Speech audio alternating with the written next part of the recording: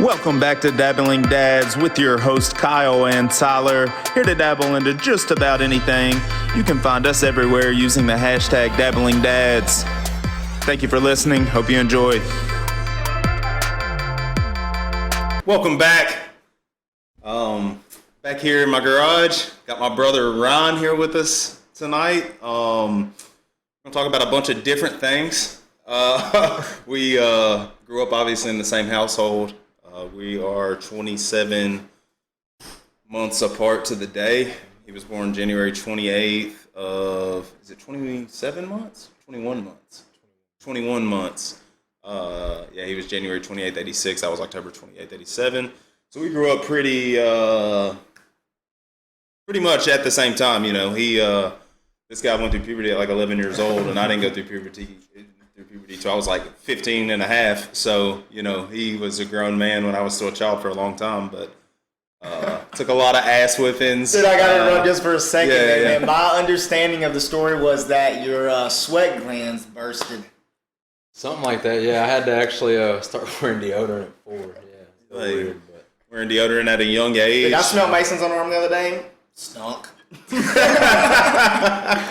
I'm Smelled sure like it did. sweet onion grass. But anyway, so I'm not gonna like put you on the spot. Like Ron's sort of along for the ride. Like he's hanging out. He's not gonna do a lot of the leading of the conversation. Once we get going, I promise you, we'll be talking. Because I'll pull it out of him. I know what he knows, obviously. But we're glad you're here, dude. We're gonna talk a little bit about wrestling tonight, and that's what's it called now? Sports entertainment, wrestling, not. None of us really watch it anymore. A lot. We keep up with it. We have a neighbor, me and Tyler, that is into it, and we all three have a good friend, Tyler, who's really into it. I know he's going to be listening to this, and he loves wrestling. We got a what is it called in our what's that group called? Rasslin Buddies is what Brad named it. RASSLIN. Rasslin Buddies. But anyways, we're going to talk about wrestling, probably about sports. They're back. Ryan was a basketball player also. Yeah, that's what I wanted to talk to Ron about anyways, man, because I got all kinds of memories. Then when you come in here, it like opens up different folders because it's like stories to talk about. So like, even when I was coaching in high school, a lot of kids went to Temple, but you're like the OG of Temple. Yeah. Or no, where did we used to play basketball? Not Temple, but where was the little goals at that we used to play at? Oh, H.B. Williams. H.B. Williams, Yeah, right. yes. Dude, that was like the beginning of internet, whenever there were videos of y'all like dunking out there. Because come on, you couldn't dunk on 10 foot. No, I could barely dunk on the 7.5 up there. I think what got you mixed up there is y'all used to play ball up at Long Hollow too, though. We did, I think. yeah. So Oh, yeah, we did that. yeah. But the short goals where Ryan got the Harry Potter scar from Chad was yeah. behind H.B. Williams, where the boys go to school. That's right. I got it confused with Temple. That's where they all go now. Play on little small goals. But we played adult league together, basketball. We played on the same high school team. I remember that summer I was the only freshman, and I only remember running sprints. Y'all are probably two of the smaller kids on the team with Ricky, which is crazy. I'm not going to change subject at all, but on YouTube they have the entire White House High School versus Greenbrier when they beat us on my birthday, my senior year, on YouTube the entire game. Really? Yeah, I don't know what I just Really? Yeah. So have you been watching the new games, like the NBA? Have you been watching? Man, I've caught a little bit of some of it, but not much. I don't have much time to do it. It's just crazy to me though, because it's like literally now like NBA 2K. Yeah, it's exactly what it is. They've created. Go ahead. I do like how they have the Zoom call and the fans. You know, I think that's cool. But, That's much better than the cardboard cutouts and sure. what was Korea doing? They got like stuffed. It's like looks like the wrestling buddies while we're in here. You know what I'm talking about? They look like the stuff. Yeah, they look like stuffed pillows sitting in there. The digital at least lets the people move around and react. And like I've seen Shaq on there. The first person I saw was Kevin Garnett looking like a freaking velociraptor. I saw Lil Wayne the other night. Looking like a velociraptor. That's old Chris Bosh. What did I say? Kevin Garnett. Oh yeah, Chris Bosh is what I meant. Yeah. That's like me with movies. Now here we go. Yeah, you know what I meant. Oh man! But it's been crazy. It's been different. It's been great basketball. It's like the best AAU tournament you could ever watch. So I haven't been keeping up with it. It's almost like a big pickup game. I mean, that's seriously what it is to these guys now, and these dudes are actually playing again. I mean, it is the little bit I've seen. It was good to watch. And I guess every game matters right now. I watched the Grizzlies play the other night. John Moran is pretty good.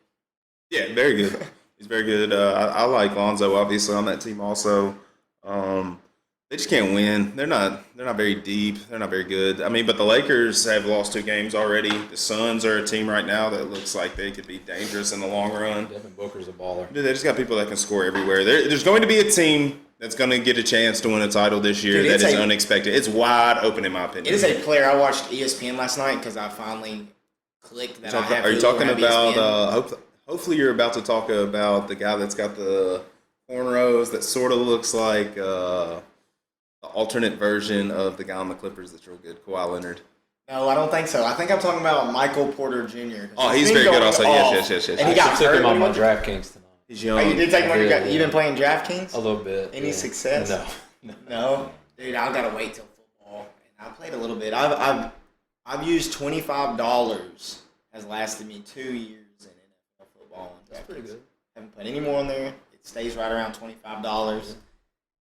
I do far too much research sometimes, but I don't really want to do it anymore. Well, if you're staying at $25, you're doing way too much research for nothing.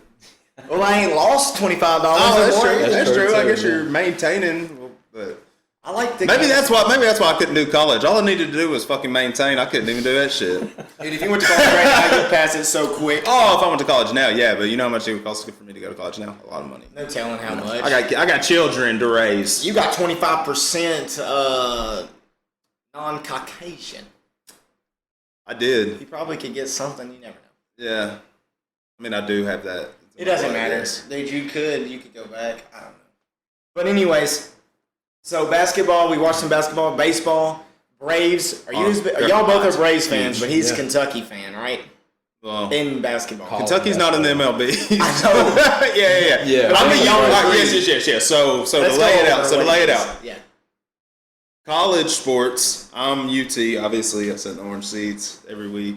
Ryan is a Kentucky fan, and has been his whole life. Like, I know a lot of people are like, oh, he's a bandwagon. Why? Dude, I have pictures of me. I had pictures of me up to win until I was probably 16 years old. But y'all's uncle. Wearing Kentucky basket. Dude, they would get me Kentucky stuff all the time. We like Kentucky. Yeah. We watched them. But like the first time I ever set foot in Knoxville, man, like I realized immediately that like I did not love. I liked watching Kentucky play basketball. I did not love them, but I loved the University of Tennessee, man. Oh, Rocky Top got you. Oh, won it first time ever. But it was also 2006. They played Alabama. Won. Have never won since. So maybe I'm the ultimate jinx for UT. I'm sorry if you're a UT fan. But I gotta hear this. So how are you a Kentucky fan, man? So Bub, as a kid, we'd always shoot basketball or play basketball. I mean, we always had friends. Bub being our uncle. But yes. So he was a huge Kentucky fan, and so I just know at Sundays at my grandmother's house, all we did was watch Kentucky basketball. So. Well, now I remember us watching it when they won the championship in what, 96? Yeah. Scott Padgett. Dude, it was on a television that was probably Smith. this big and had antennas on the top, and it was on my grandmother's floor, and that's where we watched them win it on that tiny Tubby TV. Smith was that was Rick Pitino. No, that was Rick Pitino's championship. But then Tubby Smith. So what year was that? 94 then, probably? Probably sound like an idiot right now. Hopefully I'm 94. Absolutely correct. I'm sorry, a fucking dude. genius. I should be looking Yeah, you should look it up. I guess I could. Up again? Kentucky's championship years. Okay. But yeah, Kentucky basketball, it's always fun to watch. Like, I love Anthony Davis. I loved Anthony Davis coming out of Kentucky before he was ever a Laker. Like, I just like the guy. And, 96. What's the cheater's name? Had to be. That's what I said the first time. Yeah, 96. What's their shithead coach's name now? Cheater. Calipari? Yeah, John Calipari. He recruits the hell out of the best athletes in the country, man. I've sat between, as far as me and you, to Calipari, and his hair looked like, you could like. Gavin got me courtside at the SEC tournament, Tennessee. Really? He was right across from us. Yeah. I know this is crazy. Gavin's little buddy told me to shut up. Part of the mob, though. I mean, look at these guys with the slick back hair. That used to be a thing, 100%. There's a 30 for 30 about it. Really? Yeah, I gotta look it up, man. I can't think of it. I'll tell you. We always kind of talk about that stuff at work. Like, dude, some of these college coaches look like they're a part of the mob. Hair slicked back. I'm telling you, the way they carry themselves. Dude, I'm about to slick my. Those Kentucky guys for sure. All the old school Kentucky mob probably ran by old moonshiners. Probably. Sure. Lots of money. Dude, I got a story just about coaches again that you've ran into. Obviously, Steve Spurrier, since I'm a Gator fan. His son was coaching at Western for a little bit, and he came down to watch one of my players play basketball. So I met him. But beyond that, I didn't even realize what I was wearing because I went to the SEC tournament with Emily. This is like when me and Emily first started getting back together. And we went to the SEC tournament and Florida was playing. We lost. Some old Kentucky grandmas were there watching the game before because, Kentucky fans will watch all day. They'll pack the house. So I was down at the concession stand. It's literally called Playing for the Mob. 30 for 30. And basically, I'm in line. I turn around and fucking Derek Mason, Vanderbilt's coach, sitting there. Yeah. I obviously have a Florida shirt on and a Florida hat on, but I don't think that way. I'm thinking in pure coach. I'm like, Coach Mason, what's up, man? He's like, oh, hey, how you doing? He's like the nicest guy ever. And then I we bump whatever. He was still at Vanderbilt then. Yeah, he had his vest on. Mason. Yeah, I'm thinking of man. prior coach. And then when I got back to my seat, I was like, damn, I just dapped up the Vanderbilt coach in my full Florida gear. What a nice guy. Yeah. That's probably why they can't win. 100% why they can't win. And they also can't fill their 20,000 seat stadium, so that's hard to get kids to come there. And it's like, God, we're gonna go play in front of all 400 of the loyal Vanderbilt fans. Anyways, I'm ready for college football. I'm ready to talk so much shit. This quarantine's had me freaking pent up, man. Yes. You need to just yell, "First down!" I've said me and Derek are probably going to go. I mean, I ought to buy a ticket with us, but we're going to try to get tickets to at least one Titans game if they allow people in. I don't think it's happening, but they should at least let people in and go sit up top, nowhere near the field. If y'all want to get each other sick, that's fine, but I'd go sit club and up top. I swear to God, if they let me in there. What? The NBA, their bench, they're all spread out. It's like all of y'all are tested. They're not letting people into the stadium this season. It's not happening. Like I've said before on other podcasts, and it's factual. Till you can lick a sheet of tissue paper, like a litmus paper, and it turns like orange in chemistry or class, litmus. Yeah. Dude, I'm gonna tell this funny story. Or until you scan your implanted chip that they're gonna put in your arm when you get your coronavirus vaccine. They're going to scan that guy before you're ever allowed to go anywhere. It's already begun though, man. Don't get me started, man. Don't get me started. I'm just kidding. I don't want to go there. I'm just those little shit. notes that everybody has that says you're an essential employee. That's as good as a card they're gonna give you, and then your card is gonna be in your arm. It's simple. There is a company that already does that 100% to get on their property, everything. Like if you don't want to get the implant in your arm, well, you no longer work here. Correct. Right. What is written in the handbook is this is safer than a card because someone would have to mutilate your arm. Yeah, that's exactly what they say. Your card. That's exactly what they say. We've gotten so far off from sports, but really not. We're still in the same realm because it is a possibility. That's what this world's about. It's a possibility that maybe not a lick test, but maybe you have a card now that you have to have with your ticket that shows you have been tested for the coronavirus. Yeah, once you're in there, shows that you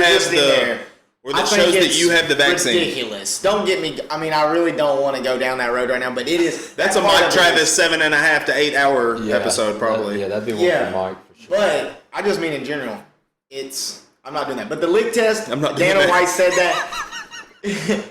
Litmus test. Let's go down to chemistry. No, let's stay on sports. This one is funny, man, real quick, because it's still about sports, sort of. Let's do it. Y'all know who Miss Lees is. So this is a typical chemistry teacher, incredible teacher. If you ever had her, she pushed you. If you didn't like school at that time, probably didn't like her. But she was very good at teaching chemistry, cool labs, awesome chemistry teacher.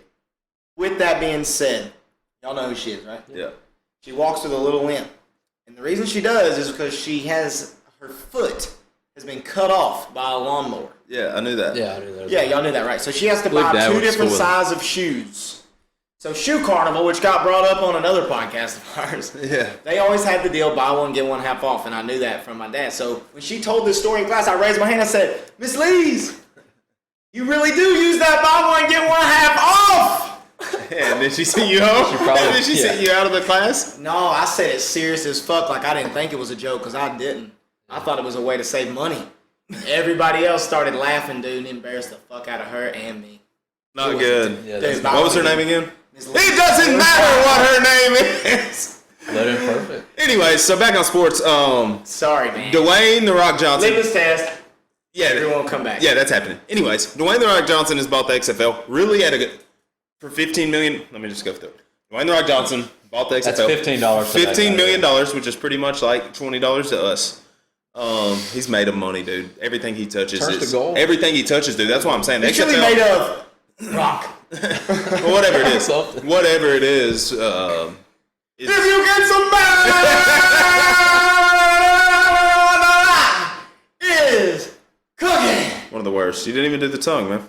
Don't do it again. Don't do it again. I had it in my mouth. Yeah, it's all right. It's all right. Anyway, so he bought the XFL for $15 million, which is dirt cheap to buy a sports league. He didn't buy the whole thing. He is a partner, but with his ex-wife. He has an ex-wife? Yeah. How do you know this? Because she is his main assistant, main everything. I believe is her name. Something like that. Yeah. What did you say? I'll look it up. Danny Garcia, I believe it is. But yeah, they used to be married back when he wrestled, I believe. Got divorced, but I'm pretty sure they still like own 50% of this company. Like, you know, he owns half and she owns the other. How do you spell her name? I'm just gonna put Dwayne Johnson's assistant. Ex-wife.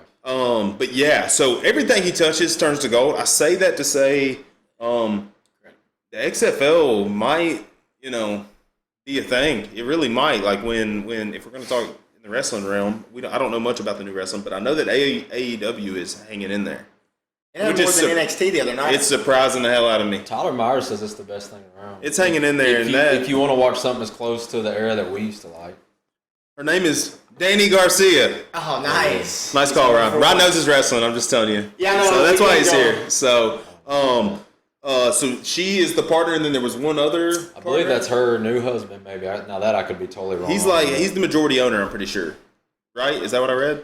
I may be wrong. Don't listen to me. Like I say every time. So The Rock bailed them out of having to shut it down. Something like that. I actually read today that she said there's something big that I want to talk to you about. And he goes, well, what is it? She goes, let's buy the XFL. And he said, I'm down. That's all he said. I'm down.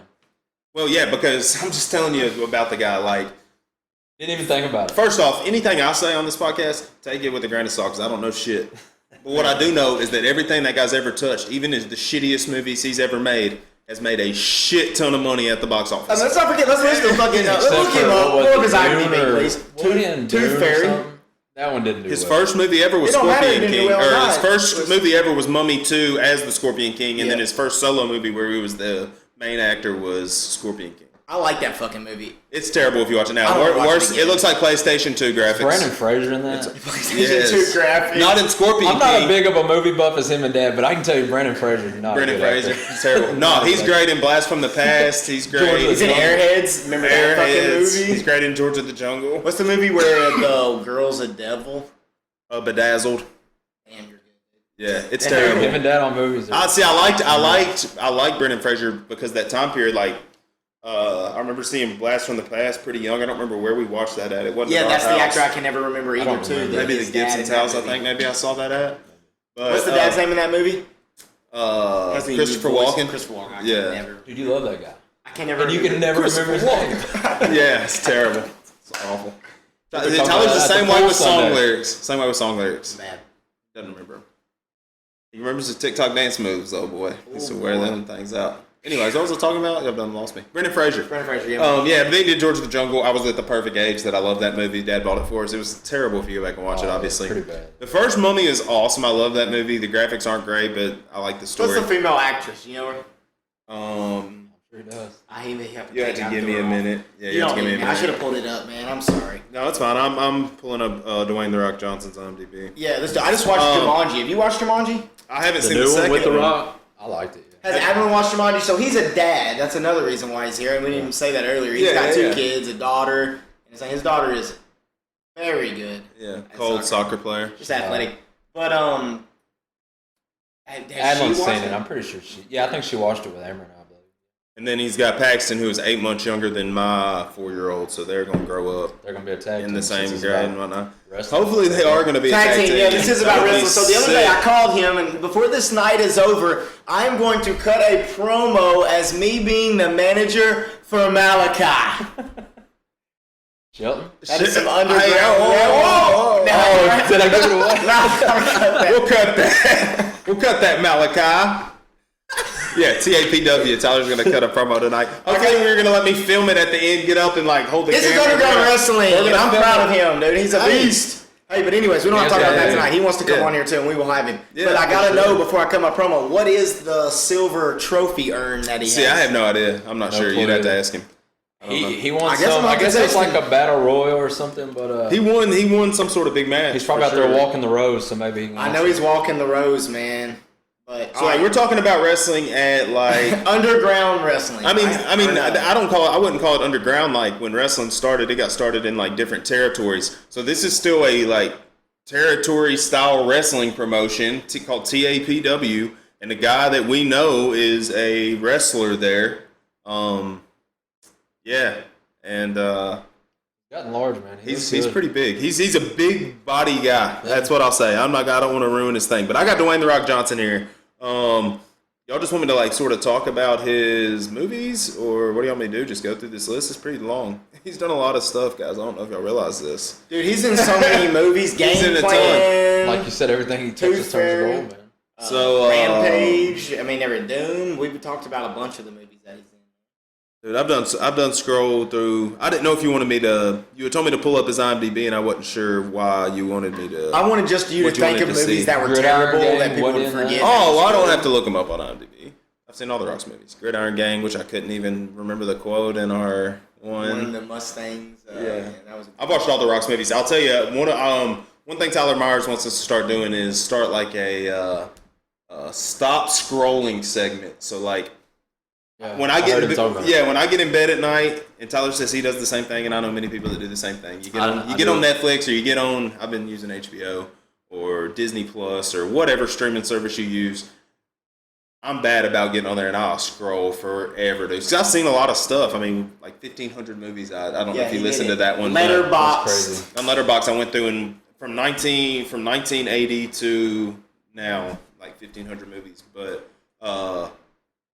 I lost complete train of thought. Well, y'all talked about Dad's video store, man. We always had access to whatever movie what was I just talking about, guys?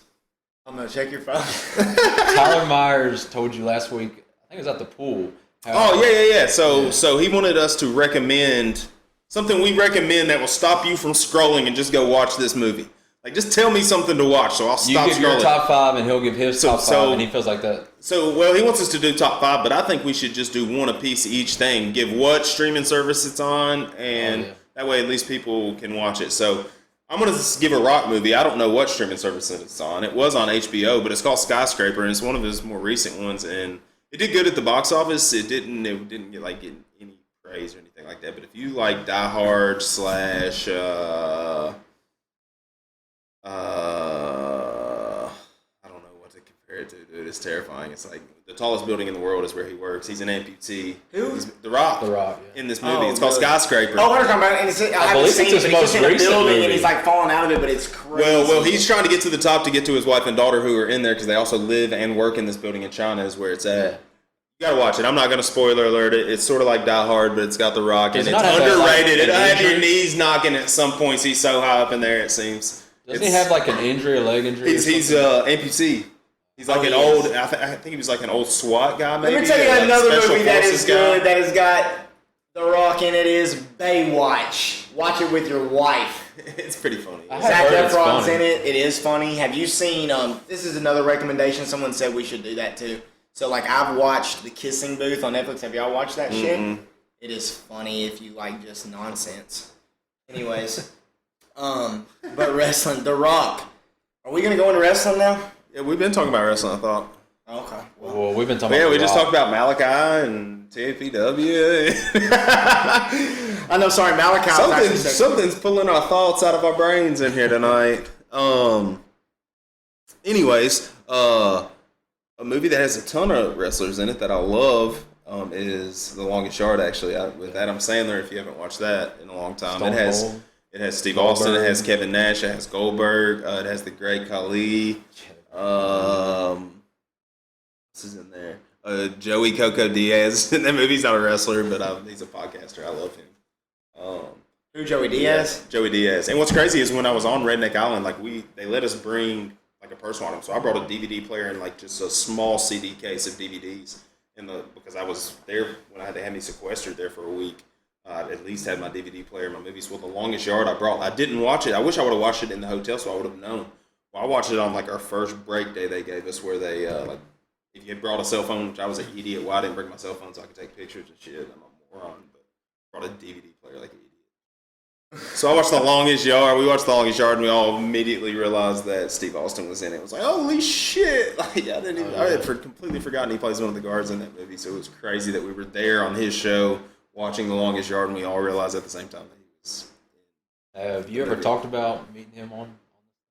Meeting who? Stone Cold. I mean, we haven't gone real deep No, into but that would be a Well, good this thing. is Man. We can. wrestling night, right? Ron knows a lot about it. Yeah. I mean, we could do that tonight. I haven't really gone into it, but I will. If we get into Stone Cold, I think that ought to be the tangent we take. 100%. Let's go ahead and go, man. Because All right, I'll tell it. So you want to tell it right now, or you Yeah, want to I'll go go to Twitter poll? And then when we get to Stone Let's Cold. see what the Twitter poll is. Yeah. Do the Twitter poll, and then All right, so let's do the Twitter poll. So I did a Twitter today, and shout out to all my Dads on Dayquil podcast and some other dads podcasts we'll shout out periodically. But I put out a Twitter poll today just because I knew we were talking wrestling tonight, and we got 44 votes. That's not bad. It's not bad. 44 votes. I said, what is your favorite WWE era? Write-ins are acceptable because I had to look it up. I'll be shameful. These guys are more of the wrestling really know about. I just am a common watcher. Yeah. But I'm a good rememberer, as some of y'all would know. Yeah. Lord. But I'm getting warmed up, boys. I'm telling you, I'm gonna pitch that promo for Malachi tonight. I'm getting info over here. We might have to make our first phone call before the night's over on the podcast. Are you going to end up in the ring with him? Oh, I've been told maybe I'm gonna have 2 minions down there ready to jump up in front of me now. Tyler's gonna be the next Mouth of the South Jimmy Hart with that mullet. Please dress up as Mouth of the South Jimmy Hart and go down there and Except come out with a Welch, I don't- megaphone. If I only I knew don't who the think it fuck needs that to be was. But I got the you moment. know who Jimmy Hart is. If I seen him, yeah. I'm about to show him to you. All right, anyways, I said write-ins are acceptable. So I looked on WWE. I didn't look it up, but I looked up like eras of wrestling. I guess it really is broken down by years, and it's truly written that way. Like, If you don't know who Jimmy Hart is, there he is, the Mouth of the South. Where's he from? Tennessee, that's where he's from. everybody look at your arms. Those are chills coming upon you. I would like for all of us to be talking in full promo cutting voice by the end of this, please. And them chills you feel as you sit down these rows. Oh, so you're going to be Paul Bear? No. Undertaker. No, because I figured out what that was. I'll bring it up later. Are you trying to be his manager, or are you trying to get in the ring with him? No, I'm trying to have 2 minions down there. Tyler gets snapped in half in that ring. I have taken a full suplex from you into the pool, though. You have. That's a pretty good video. It's a lot different than a bump on I don't know. Welch wood. hit pretty flat. I probably could take Yeah. a bump one time for the goody goods. Yes. Yeah, I think I would be funny as a manager. I would take a Be bump. hilarious. Yeah, so Yeah, back to the poll. Sorry, guys. We are all over the place tonight, which is fine. I really we gotta don't loosen up a care. little bit, I love. man. I really think we should and just talk Me about too. whatever we want to talk about. So what is your favorite WWE era? I hashtag WWE NXT because it had 900 tweets during that time. Write-ins are acceptable. I said the Golden Age, which was the 80s to the early 90s. Attitude Era, which is mid-90s to early 2000s. PG Era, 08 to 2013. The New Era, 2016 to present. And what was the first thing you said to me when I said I ran that poll, Ryan? Ruthless aggression. Ruthless aggression. So I got to call this guy out, and then I want to talk about ruthless aggression first. Perfect. I That's already all plan right. on talking about that because I'll tell you. He said, this man, Christopher Akers, I told him I was calling him out and he liked it, so good enough. He said, you forgot ruthless aggression. I'm not going to pick it, but it is missing. I honestly think, that's not my favorite. Obviously, the 90s. I think all So of lay them. him out real quick. Ryan. So Hold on. So Attitude Era won the poll of 44 votes, 64%. Golden Age actually was 32%. which was 80s to early Hogan and 90s. them, I think. Hulk yeah. Hogan, A lot of Ultimate people- Warrior. I These think guys right here. Yeah. I think a lot of people in the poll, though, were saying back in some of the comments, they were talking about whenever WCW was going against WWE, it was basically the Attitude Era, but in the golden That was years. definitely. That was the best wrestling years, obviously. You had 2 promotions. The Attitude Era was incredible. Dude, I was a Nitro guy, honestly. I was a Monday. So our next poll is going to be Tyler. Go ahead and make this poll right now while we're doing it. Actually, we'll talk about it when we do. Were you a Monday Night Raw guy or were you a Monday Nitro guy? Yeah. Then don't say guy. I guess Monday Night Raw or Monday Night Nitro. No, just Monday Nitro. I'll say this. I think, what was it called? Monday Nitro. Monday Nitro. Kyle was more Nitro. I think I watched Raw more, but then I would watch it dominant. But then in commercials, I'd click over to WCW, where I think you probably did the same thing. Well, it's because we were watching it together most of the time, sneaking and watching at my grandmother's house because she absolutely hated it. Because they were saying "suck it" and Steve Austin was flipping off the camera and drinking beer. Austin 316 on his shirt. We always had the TV set to where whenever she'd walk in, we could hit the alternate recall, and she always knew. I just heard y'all change the channel every time. I could hear you watching wrestling. Yeah, we were every time, Nana. I hope you aren't watching this because we talk terribly, but we were definitely watching it every time. Dude, I gotta be honest with you. I watched one time because the pay-per-views, we get a little bit more risque, and I used to watch some of them swimsuit matches. Sable and Sonny and all those. And somehow the Hulk would end up in the ring. Dude, that is the reason everyone picks. Yeah. Part of the reason is the characters were incredible during that time period. But part of the reason people love that time period is because it was real, sexually pushed, and it was real though. Well, no, I mean real. No, not that real.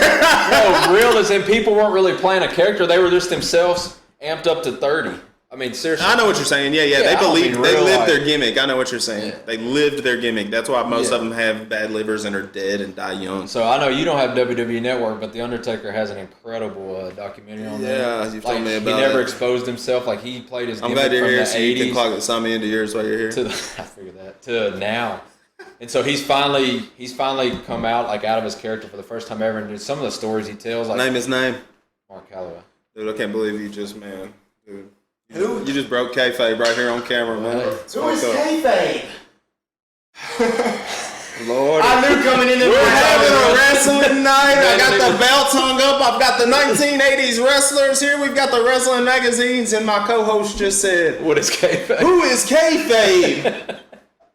We should have had Brad on tonight, right? God. Yeah. And I'm always on, brother. Tell Brad to turn on the lights and come down here dressed as the big boss man and have the music cranking and walk into the garage right now. The Tennessee stud gonna come on down here and arrest me. That'd be incredible. His entrance music was gonna be "Turn the Page" by Bob Seger. Anyways, what are we talking about? God dang, boys. I said, who's kayfabe? Who's kayfabe? Yeah. So kayfabe is not a person. Before, like when wrestling started, kayfabe was the fact that the wrestlers knew it was fake and that the matches were. It's not fake. First off, let me just rephrase what I'm saying. Scripted. They take bumps. Like there's dudes who are messed up from all the crazy stuff they did to their body. Like Mick Foley, right here on the front of our Nintendo Power, we're gonna look at tonight. Literally ruined his life for to entertain people, but it's not fake, but it is 100% scripted. It's 100% a soap opera on television. But the shit they're doing in the ring is you can't fake that. It's like Days of Our Lives, but they beat the shit out of each other. 100%. You can't fake that. But the reason people loved the Attitude Era is because of the sexuality. That's why I loved it. Let's be honest. When Sable had that, it wasn't even a bathing suit. It was just handprint decals over her nipples that time, dude. They pulled off her thing and all she had. Were they red? Were they red? They were black handprints. Did the Hulk end up in the ring? You gonna pop this picture? I was gonna pop the picture up of Sable in her. Pop up the video of Jerry the King Lawler dancing in the background. She ain't naked, bro. She ain't naked. They used to have mud wrestling. Dude, they definitely pushed the envelope. They were showing this to children. We grew up on this. Pay-per-view I was watching, but I'll be honest, one time I borrowed a VHS from one of my dad's friends. The first half was wrestling. The second half was hairy porn. Interesting. That is an interesting development. Yeah, it was. I was upstairs in my room. All of a sudden watching fucking some wrestling Hulk Hogan shit. It scrambles out. Next thing you know, I got, something good on.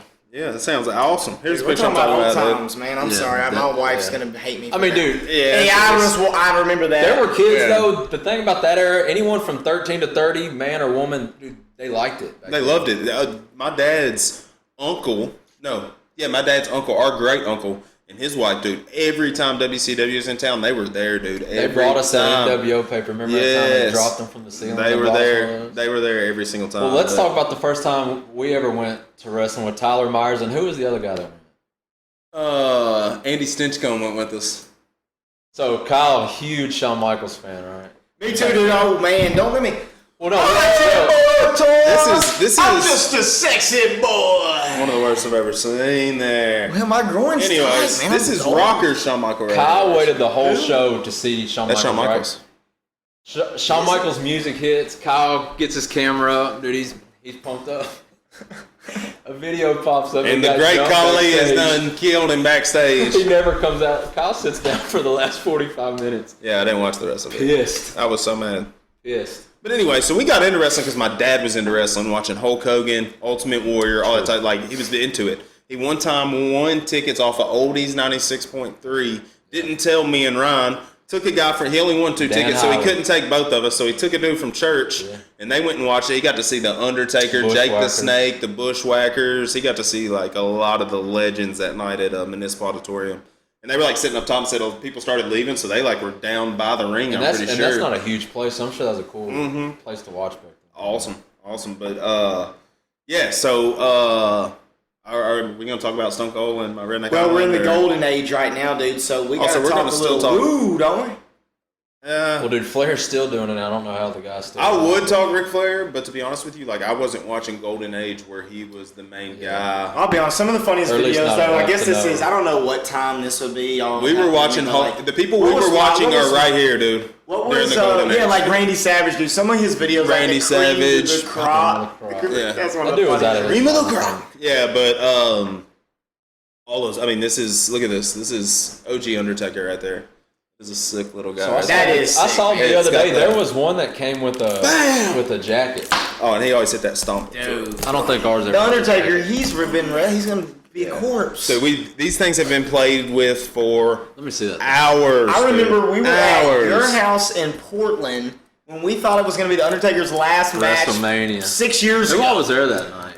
Daniel, you, me. Was Michael Travis with me? Probably. Was Elkins there? Probably. Yeah, I think he was, dude. And we all thought it was Undertaker's last match. Was it him against Shawn Michaels? Shawn Michaels? Was that? That was like 9 years ago, dude. He's still been wrestling. Tell me if you remember this. How old's Mason? He's going to be 10 in December. That was like 9 years ago, man. He was tiny. This toy's arm used to straighten. Do you remember Dad glued it like this so it wouldn't break? So he just glued it shut so it just punched the whole time? It looked like it's I didn't realize that at all, dude. I thought that's how that toy came. No, it definitely used to straighten. My dad glued it. I guess that's hilarious. That's hilarious. So during that time period, Tyler, what I remember about it was renting videos from Movie Gallery. You guys I would rent every time Royal Rumbles. I would rent the Royal Rumbles every time. I loved them, dude. I loved watching the old ones, but that's really all I knew about them. So we were bigger fans of Attitude Era wrestlers. Like Shawn Michaels is up here when he was with the Rockers with Marty Jannetty, who admitted to killing someone on Facebook this week. No big deal. Threw him in the Chattahoochee River, he said.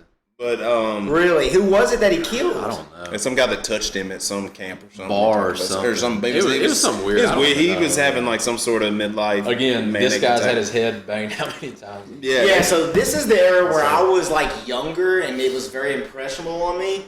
But the aggressive era would be the era like when NXT first came up with like what's his name? What do you mean aggressive? Or like you mean the Ruthless Aggression? That's when Cena was doing the whole rapper gig. That's when he was the rapper, and when Kurt Angle was still around. Taker was still. But Triple H was in the faction with Ric Flair and all those guys. Perfect. So that's what I remember. Evolution. But what was most impressionable of me definitely was the Attitude Era. So yeah, that's for everybody. Sure. Yeah, for sure. So yeah, man. So I got a list of just a few people. Can we just name them? You want me to just list them? I bet we can name. Yeah, I bet we can name most of the list. Let's go, man. Stone Cold Steve Austin. Well, The Rock. Triple H. Undertaker, Shawn Michaels. Chyna. X-Pac. Road Dogg. Badass Billy Gunn. Val Venus. Edge. Christian. Jeff Hardy. Matt Hardy. Dudleys. The Dudley Boys. Spike Dudley. Crash Hardy. Molly Holly. Hardcore Holly. Molly how many of these guys are dead because of... A lot of them. But I know a lot of them. Chris Benoit. We know a lot. Dude, we watched it constantly. Actually, Chris Benoit, I think, was more the Eddie Guerrero, Chavo Guerrero. I remember Generation X for sure, right? No, he was. Chris Benoit was like the main wrestler in the Ruth. Him and Eddie Guerrero were like the main people. It was decent. It wasn't my favorite. Cruiserweights had the titles. I mean, for people who just enjoy a good match, like these guys were the stuff you see in NXT, these dudes laid the groundwork for all that stuff. Oh, yeah, and they were doing it differently. These guys are freak They weren't athletes now. huge. They were smaller guys. I just got done reading a book that really talks about that, and it's just genetically people are going to start being able to do crazy stuff. They already can, yeah. But it's going to get wild. You know what's crazy? I don't mean to get us off this. I want to stay in Attitude Hour and get to Stone Cold, but like here, it's really hard to be like, okay, you group of guys, y'all are genetically superior. We're now going to do this, this, this. Like places like China, they do that. They probably have a group of people that you don't even know about who are like crazy genetically or working every single day on being perfect. You got to read Sapiens. Yeah, dude, I can't wait. I was just listening to a guy who was talking about Shaolin monks. He could like break stone with his fingers, and he's like, how can you do that? He said it takes a lifetime to do that because you just practice. And 20, they said there's breaking real stones. Yeah, they said there's 20 senses. We just ain't open. We're not in tune. Yeah, Not interesting. crazy. So yeah, we named pretty much all the greats during that time period. You can say John Cena if you want to. I hate him. No, he's the reason I stopped watching wrestling. I'd have said the ruthless aggression was more when he was doing the whole rapper thing like that. And Brock, that was when Brock first started coming up. Don't get me wrong, like 8 Mile just come out and we all wanted to be white rappers. So I get the gimmick. No, definitely not my favorite era. Mine was the Attitude Era, obviously. Yeah, that era was cool though. But anyway, so if we're gonna talk about Steve Austin, I'll try to keep it short and sweet. I don't know how far we in. I don't know, man. Does it matter? No, we're in good shape, dude. Perfect. So we obviously grew up, like we just said. The Attitude Era was a huge part of our childhood. I don't know if that's a good thing or bad thing, to be honest with you. Like huge part of it. It's probably why we talk the way we do. Like we were raised in church. Our parents raised us right. They whipped our ass. Like they what I would consider did what they could do to keep us alive and on the right path. And I'm sitting here in my own home. It's banter. Yeah. So they so now that dude, I know you know how I talk around everybody. This is how I talk. You don't like how I talk? Well, hate it for you. Anyways, Stone Cold Steve Austin is probably the main reason we learned a lot of the language besides our neighbors, BJ and Jerry Stoner. They taught us a lot of those words and many other things. But what else they teach you, bro? Go ahead, man. What else they teach you? I thought you said Joe Rogan question. Drank my first beer, probably tried my first cigarette. I mean, all that's the things. true, yeah. Saw probably my first and the beer naked was woman probably at their house. The beer was hot. Room temperature. Spit it all over my dad's basement. Had to clean for hours. But Get like that parents beer had smell out of the this basement. Shoney booth in the basement, so we're sitting. Mind you, I'm probably like 12. BJ brings a beer over, and we're young for sure. You were probably 14, probably 8th grade. I guess but you were a grown man in 8th grade. I could shave in 8th. Well, I was shaving in 6th grade. We weren't hanging around. It was bad that the guys right across the street from us. Yeah. I love them to death to this day. I still do. They're my childhood friends, but they were not great influences. We all have families. I'm glad they let me live and experience those things. I love that that's part of my life. I don't care. No. Hey, we all are married and have jobs and live in houses. I mean, it's We're doing something decent. We're living, man. Yeah, I could care less. But anyways, keep going, dude. I want to hear the story. About it was Kyle. No, he was telling the story about at his house, your neighbor's house. Oh no, this is my parents' house. Yeah, so they had the Shoney's booth, and I think Kyle and I ordered pizza, so we called BJ and said, "Hey man, we got some pizza if you want to come over." BJ shows up with a hot. He shows up with ice. room. There's a Bud Light, I thought. No, this was a natural ice. Room temperature, and I took Bud Ice. Bud Ice is what maybe it was. It was a Bud Ice. Bud Ice. And dude, I took a sip of this thing. I think Kyle did as well, and I thought it was the nastiest thing I had. I didn't take a sip. I poured it in my mouth and immediately spit it right back out of my mouth. I couldn't drink beer until I was about 20 years old. We were also drinking Hot Damn, which was... I still can't drink beer, guys. It was like that. what was the stuff everybody used to drink back in the day? Hot Damn. Fireball. Just like Fireball. It was Early days. Tasted much better than Fireball. Oh, for sure. 100%. Anyways, back to wrestling. Spilling our childhood. Back to our Stone Cold, man. So we loved him, dude. Like, it was freaking crazy. But there was a time, I guess it was 2013, 2012, maybe. Alan was a baby. I know. What year was your daughter born? 09. So it's probably about 2012, I think, is the year this was. Look up Redneck Island season 2. She had to be younger than Paxton. She was young. Anyways, I made a rational decision one day, quit my job. Use some of that language I was talking about to my boss. And probably flipped him a bird like it said Wade Jones is who won. He did win. What year? Fuck. I was 23, so now I'm about to be 33, so 10 years ago. I'm trying. Sorry. Anyways, I get fired from my job, quit, whatever happened, I don't even remember, but sitting in my house on the computer. I think it was early days of Twitter. Like, I didn't follow many people on Twitter, but Steve Austin was one of the people I followed. 2012 to 2013. Yeah. Started in November. Yeah. Do you remember which episode you got voted out on, bro? The 4th or 5th one. 6. Letting It All Hang Out was the 4th one. Sounds like you, bro. Yeah. That probably was it. Yeah. You just messed up. You made your move too early. We're going to talk Yeah, I'll get into Let him it. actually Anyways. just- Anyways. We all live It was, I watched every I don't even remember what I was fucking talking about. episode of I it. did too. Okay, so yeah, it was early days of Twitter, and Steve Austin was like one of the few people I followed on. It wasn't early days of Twitter; it was early days of me being on Twitter. And Steve Austin was one of the people I followed, and he like had posted a thing through CMT and was like, "You like a chance to win $100,000? Apply for Redneck Island." So me, I just lost my job, so I'm like, I love to win $100,000. Click. So I fill out this whole form. Some things may or may not have been a little far-fetched, but, when you're trying to get on television, I didn't know if there were rules or not, so It worked. I'd rather ask for forgiveness later Describe on. the video. Do we have the video? So I'm Can I getting post to the video. I'm getting to the Can I post video. the video, though? I think I have it somewhere. All right, perfect. I'll get to the video, but. All right, keep going. So you clicked on the Twitter feed that said want to win $100,000. Because he's broke. So I fill He out lost his job. He quit his job. I fill out my application like, literally like a week. Hold on, I gotta pause. Where were you living in this time, just so I can have Mom fun and with Dad's the house, I story? believe. I was still at my parents', yeah. This was before Hendersonville. No, I think. Yeah, but you Right had after. just moved back from school, I think. No. It was Hold on. 2000 fall. No. I was in Hendersonville. 100% in Hendersonville when I filled out this Ben application. Taylor's old place? Yeah, I moved back into Mom and Dad's, and then we went to Florida the week after I filled out this application. And then when we got back from Florida, I ended up moving out of there because I obviously did not have a job. But anyways,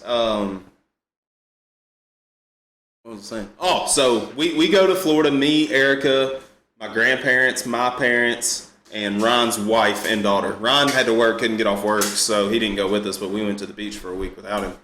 On the way home from the beach, it was, first off, we were sitting in our hotel room. My phone rings like a California number. Ignore it. What are you thinking, bro? I've been at the beach for a week. It slipped This my mind. time, It has slipped my mind that I had. This was before you did the video? Yes, I had just filled out filled out the the application. first application. Is all I had filled out. You did it while you were at the beach, right? No, I filled out the application in Hendersonville. Oh. Right, like literally the day that I lost my job, I filled out the application that same day. Anyways, don't answer it. We get in the car to come home. It's my dad's driving. I'm in the front seat. Erica's in the back, and Adeline's with us, and which is my brother's daughter. My phone rings again, California number. So I'm like, dang, that's weird. Don't answer it. They left me a voicemail this time. Said, this is so-and-so from Iconic Casting. You filled out an application for a show on CMT. We're interested in your profile, blah, blah, blah, blah, blah. So I had put some pictures of me doing crazy shit, like jumping out of trees on Old Hickory Lake and riding one-handed full speed on the tube and doing so you had backflips. videos in the application. No, I had just sent pictures that I had pulled off my Facebook to them that I had. Probably In the MySpace back application, then, they wasn't it? had So what was the initial application? Was just pictures and you just get name, brief description, pictures of Hobbies, yourself, just- hobbies, yeah, yes. whatever. Yeah, and you made yourself sound country? I mean, A little bit? sort of. I mean, More the country than video. probably The is. video is really when I did that. The video is really where I did that. But so I know I just filled that out and then posted those pictures of us on the lake. That's real shit. Like we were really doing Yeah, that. I didn't sure, go. yeah. I didn't go pose those pictures. I had already had those. No. I already had those pictures. But anyway, I see. I thought the video was the first send in. I thought because that's how they do it now. Is you have to send the video. Really, it's not. That's, No, that's that's just, not the first That's thing. all you see on TV. That's but that's not- like if they're asking for a video, you've made it past the first step for sure. But anyway, It's so they also call me and a talk to me, job. blah blah blah. They say, they're asking me all these questions about season 1, which I had not watched. I'm not talking to them like I had watched it. They're asking me about different characters I don't know. So at one point they put me on the spot and I hang up the phone. And I immediately I'm gonna call them back. I know I'm gonna sound like an idiot right here. I just was telling Dad and Erica this. I was like, but I'm about to just tell them sorry, we were on the way home from the beach. I lost service. So real quick, I just bang, bang, bang, Redneck Island on my phone and had it immediately. Remember, I had the BlackBerry Storm was the phone I had. Somehow got it to pull up the season 1. Immediately had a name for him. Immediately just, why'd you like him? He just sort of has the same type standards I do, but bullshitting them. We'd like to set up a Skype interview call with you. I'm like, well, shit, all right.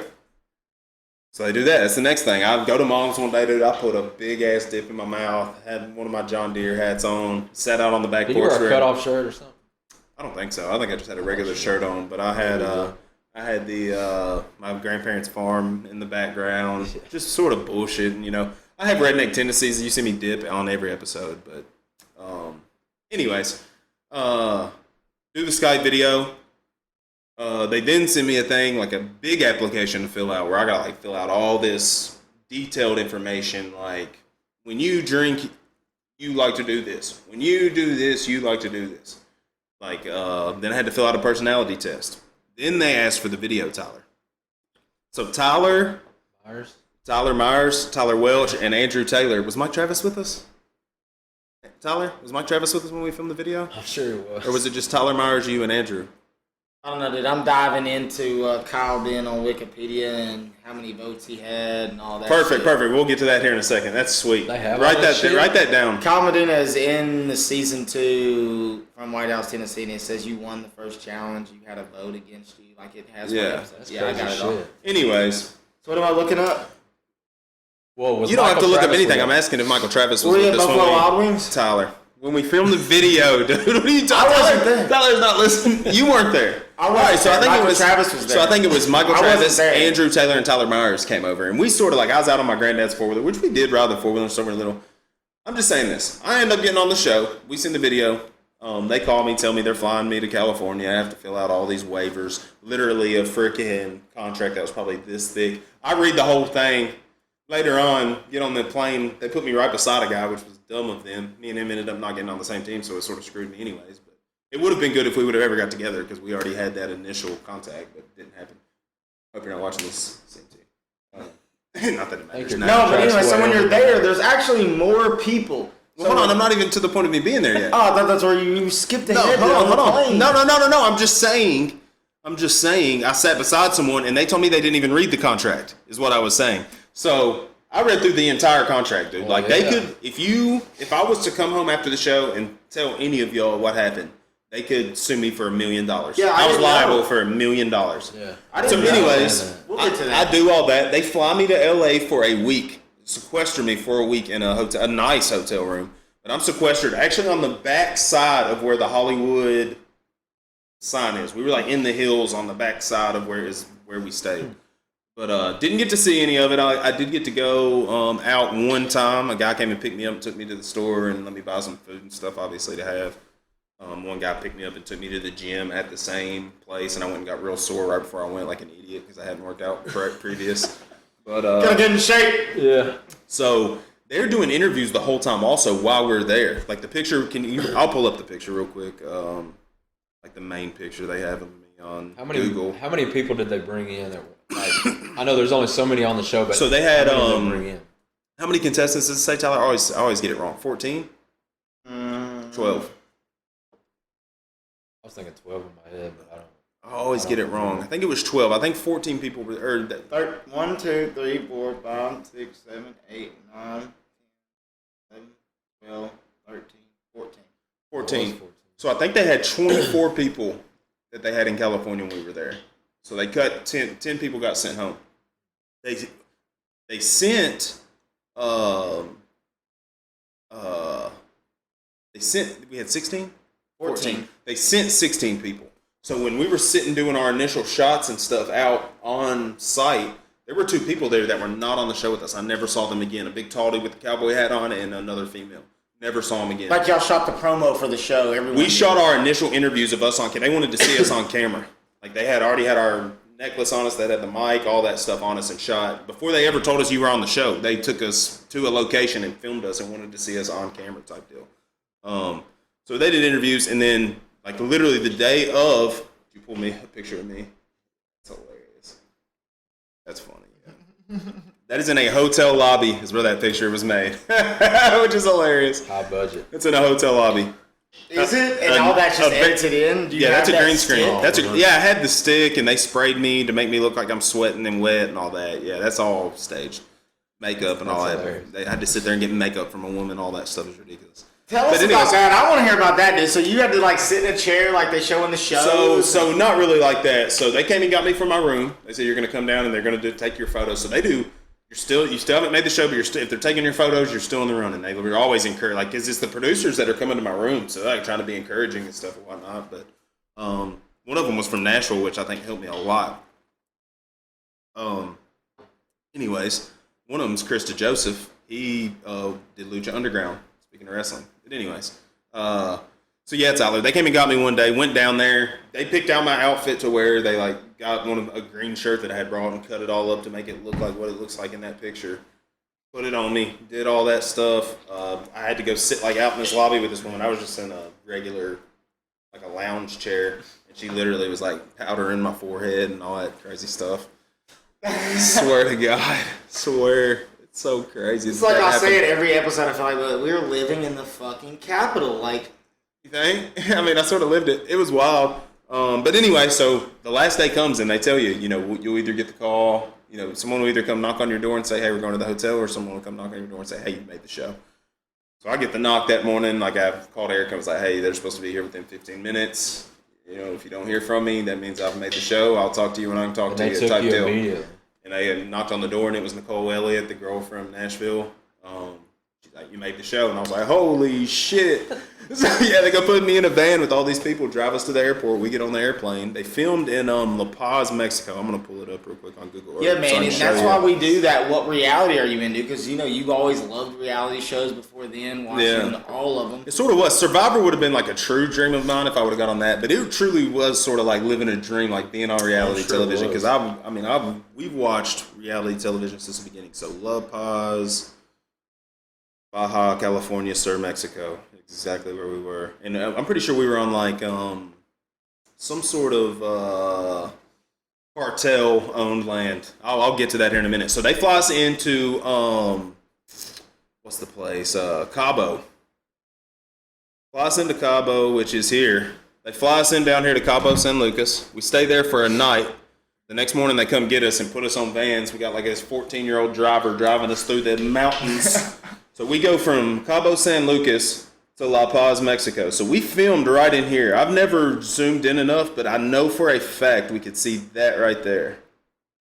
That is crazy. It was either that right there we could see, or it was that right there we could see. So y'all were legit on an island? We were somewhere, no. We were somewhere on this coast. Apparently rednecks are from Mexico. We were in La Paz, Mexico. So, and the only reason I know that is because the night I got voted off, the cast wrangler, her name was Mira, she left with me and like took me out to eat at like a legit. Her and her assistant took me out. We went to like a legit Mexican restaurant and ate and did a bunch of stuff. Was it good? The only reason I knew they had to order my food for me because I couldn't speak Spanish. It was all Spanish? Oh, 100% authentic. It was very good. But so yeah, it was in La Paz, Mexico, which I'm sure Tyler, I can probably send you all this stuff. Yeah, you can. Right there on the video. Anyway, so we end up getting there first day.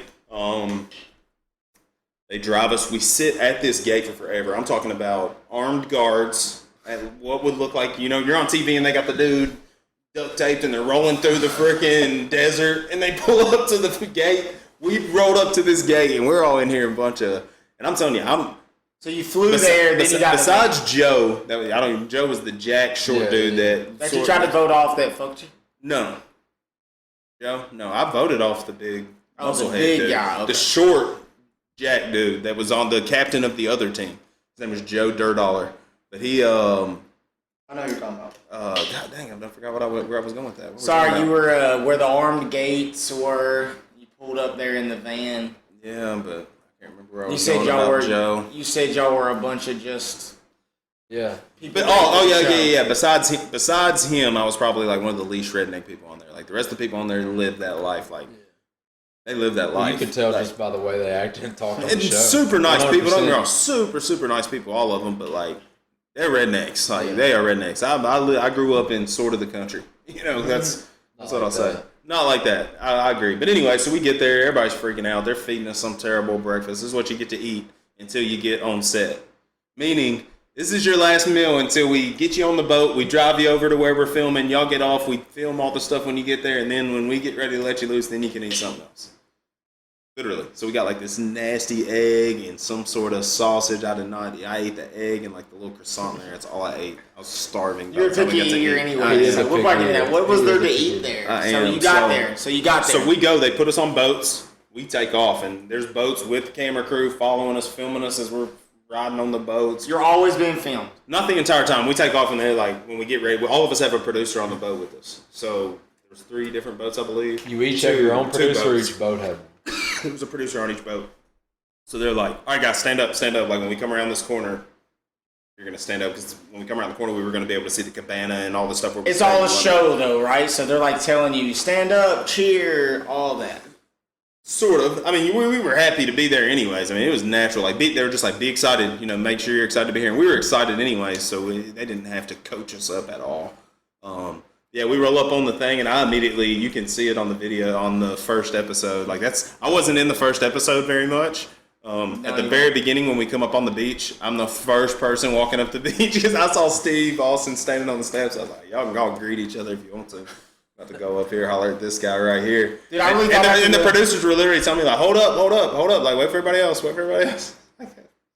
you got to see Steve Austin. That's why we're going down this track anyways. But I remember the first episode or two, I was like, oh, Kyle's laying low perfectly, because you got to lay low until the merge. Really. And what sucks is they had like a little hut. So we get there, we start playing the game. First episode, I'm not on there a lot. One thing they didn't show is they had a like confessional hut, dude. And they did share some of it on their Facebook way back in the day. I can't even find those videos anymore. Remember, they had a few where it was like all of us in the confessional laughing at Will Worley talking about him being able to beat up Steve Austin and shit. We were drunk as shit, and I'm in there laughing my ass off. We're all in there acting crazy. But I was going in there every night, and like, because I was literally just like chilling, listening to people talk, say stupid stuff around me. The only problem was like I was playing the game hard. Everyone else was having fun, and I should have just been having more fun than playing the game, and I was trying to play like a strategic game, and no one else there was doing that. So it was like, as soon as they realized like, oh shit, Kyle is like playing, the 2 girls that were on my team were like, oh shit, we're gonna have to, because I had them drawn in at first. If you remember, we were voting together, me and the 2 main girls, and then they sort of realized that. I don't know what else to talk about. I mean, like, I have the votes. You can sort of. So the first episode I wasn't on there a lot. We won. Do you remember what teams there were? Do you remember off the top of your head? My team was Southern Thunder, and I can't remember what their team was called. The other team was called Blue Collar Brawlers. Yeah, Blue Collar Brawlers. And then they just became green eventually. Everywhere. That's when they merged. Right. Yeah. After So the first episode, you were on the winning team. Yeah. Was that the slingshot? That's when we did the blob cornhole game. Yeah, and I got to go first. I was the first person to go on the entire thing, because who wants to go first? No one raised their hand. I was like, I definitely do, dude. I love the movie Heavyweights. We've already had that conversation on our Ben Stiller little thing we did. When we talked about Ben Stiller, I love Heavyweights. I've always wanted to be on one of those blobs ever since I've seen one. So I obviously went first. I scored. If you watch it, I scored. They show it from far away. I wish they would have had like a zoomed in view, because like I'm in the air, like obviously trying to get there. No control, like trying to turn my body, because I'm about to land like outside short. So I like land on the actual foam or whatever they had that is the board with half of my body, dude, and rolled into it. So they gave us the 1 point, dude. But like I was seeing stars. I don't know if I had a concussion. I don't know. I rolled up and the guy in the scuba gear in the water was just like, thumbs up, thumbs up. I'm like, I can barely see, dude. I hit hard. Or was there something under the tube thing? Ron, freaking Nick Honey and that muscle man launched me, dude. I went high, brother. Will Worley and Nick Honey are the ones that freaking launched me. I went way up in the air, and I realized, so I'm like turning and literally like. So basically, your head hit the water damn near first. Yeah, my body hitting and head into the rolled into the actual scoring zone. So we dominated them, because we Nick and Donna jumped the girl named Heather that was on my team, dude, and she did like 2 backflips and landed perfect in the hole. So we got 3 points. They went first, so we knew as soon as we got 3 points, it was over. So we already knew we won. So we were pretty much having fun. But it was storming also that day. An earthquake was happening that day that we didn't know about, which is why there was like crazy lightning going on. We're up on this huge tower jumping on a blob. I'm having a panic attack in Mexico, thinking I'm about to die. Were the waves not going crazy? No, because the storm was on the other side. Dude, we're in the hills, bro. So it's like on the other side of these mountains. And there's an earthquake going on over there, so the weather's doing crazy shit over there. While we're in the water doing a challenge first day there. It was awesome. Was it cold water or hot water? Or? It felt good. Was it clear water? Yeah, clear water for sure. A lot of clear? puffer fish. It was awesome. Yeah, what did you eat? Tuna fish. That's pretty it? much my main. Didn't Tuna you have fish, a thing of corn. That's what also. cheese puffs or something like that? I don't remember, We but the won second cheese puffs. episode. Second episode, you had a vote. Because y'all were eating them. That's because that's when I came out and shine. That's when I made my appearance. That's when that girl tried to fight me. Yeah, because you they were came eating back and cheese they ate. puffs. But they All right, so let me ate- just. I've never got to really clear my name, and for the 4 people that might watch this, Well, I'd you're like to at welcome least for clear bringing my us up name then. for these 4 people that are viewing. Which one is it, Heather or Donna? Neither. Eliza? No, Shauna. That's Yeah, right. she went home that night too. But Yeah, you of got course to she vote. did. Yeah, but yeah. So she had already sort of. She went home that night. Yeah. She went home. She may never see this, but I can't she wait was, because it makes sense. You were actually doing very well, but Yes. you Talking just made about- you move too early, bro. I did. Talking I got about rid of the the guy I rednecks. couldn't beat individually. One Will. moved too early. Yeah, then you won, which kept you around, and then you were. Because if I was home smart, I next could have got time. rid of Donna there, and then the guys would have had 3-2, and I messed up. But anyways, we'll get there. So what happened was we did. We were like they dressed us up in lederhosen. If you don't know what that is, it's like the brown strap shorts. It's like a Wunderbar. Wunderbar, we're drinking beer, and we did like a little thing where we were running in socks on this stuff, and if you Yes. filling it with shot glasses. And you had to slide. And it was and you had to slick, yeah, slide. it was slick shit. Wow, this went from talking about wrestling to a Redneck Island podcast. Well, because of Jesus. Stone Cold. Anyways, that's fine. I don't care. Because that glass. Anyways, broke, brother. her team was the only team that did not fill their cup to the top and win us something. So all I said before we left, she was like, "God, I couldn't stay up." And I was like, "Well, if you're just half athletic, you might have been able to." Like, not on camera. That's just what I said to her. I remember it like it was freaking yesterday.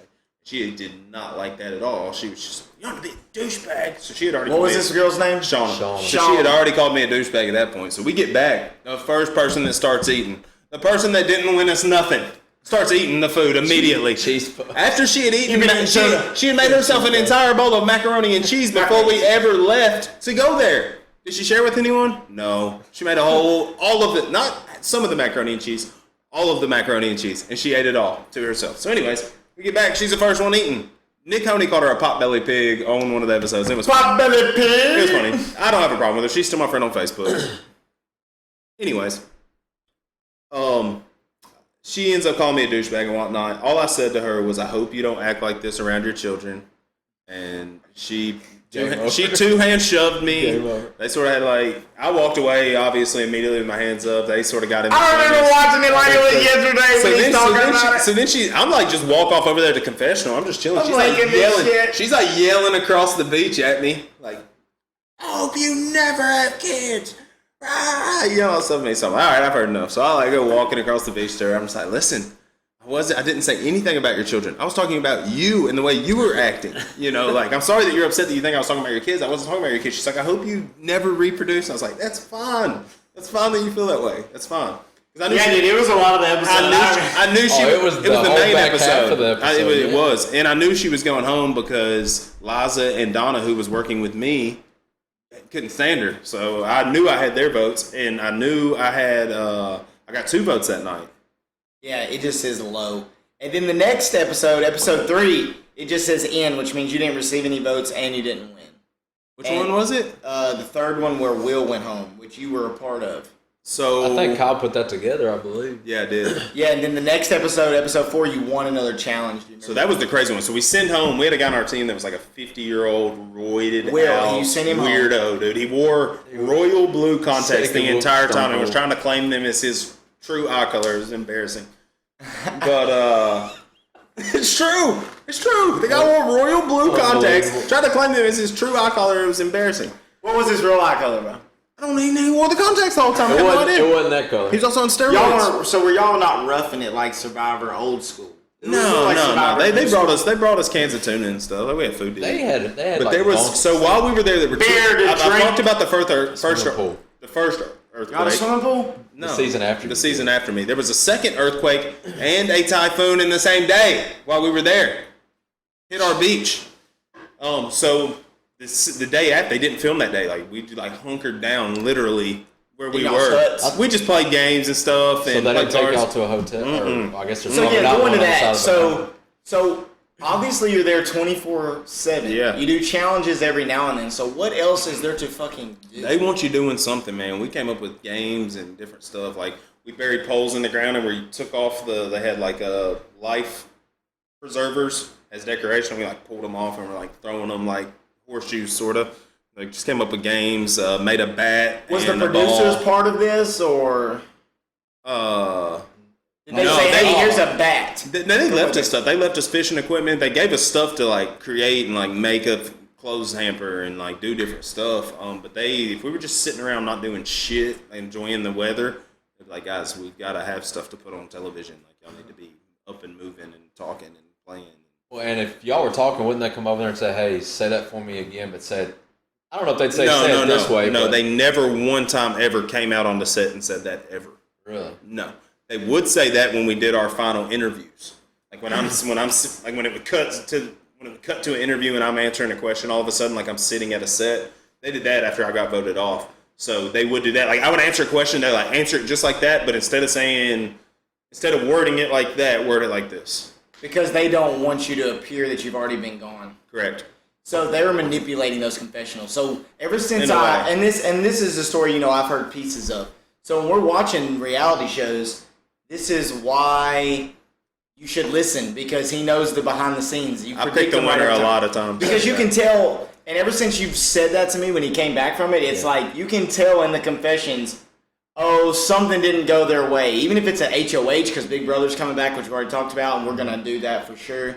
We're trying to figure out how. But like, in that confession room, there's things they already know. But there's a setup completely. Big Brother is different though, because it's like a live show. It's like a live show. Survivor is very, very similar. So, anyways, there's a typhoon hits and Steve Austin rolls up on a 4-wheeler or a side by side with a massive cooler full of beers, stuff to play beer pong.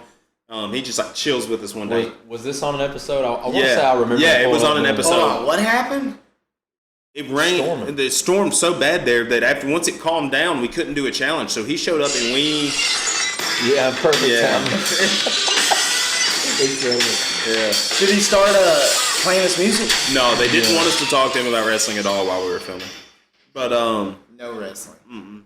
But so he comes. We play beer pong. This big musclehead dude's running his mouth to him. It's on video. I mean, you can go watch it, guys. You might have to pay for the episodes. They're probably dirt cheap. Steve was getting pissed. They're somewhere out there. They are somewhere out there. They're not on YouTube. I will tell you that. I wish they were. They're not. They're out there. How does Dad have Dad has them through his Xbox. Some app on his Xbox where you can download TV shows. I'll have to ask him. There you go. Anyways, so he starts running his mouth to Steve Austin. At that point, everyone sort of got just sort of. He was already sort of creeping some people out just because he was a weirdo, but he really started rubbing people the wrong way that day. So immediately I put it into motion, like, hey, he's got to be next. Like, I can't listen to him anymore. He's got to be next. I know you're tired of listening to him. Boom, boom, boom, boom, boom. So then I also, at the same time, they show me at the end of the episode sitting. Everyone's mad at him because he's acting like an idiot and talks crazy to Steve Austin, gets in an argument with one of our castmates, and then comes up. I'm just like sitting in the hammock watching dogs, like, damn, thank you for taking that attention off me, dude. I got an argument the second night here. Good God. Yes. So I'm just watching. When the argument's done, where does Will go? Right over there with me to sit in the hammock and start talking to me. And I'm thinking in my head, like, God dang, bro, please get away from me. I think that's part of what sort of did me in when they saw him talking to me. They're like, Kyle's playing both sides for sure. That was sort of buttering him up, just making him feel comfortable, and then voted him out. Yeah, you did vote him out. He was gone. Big mistake.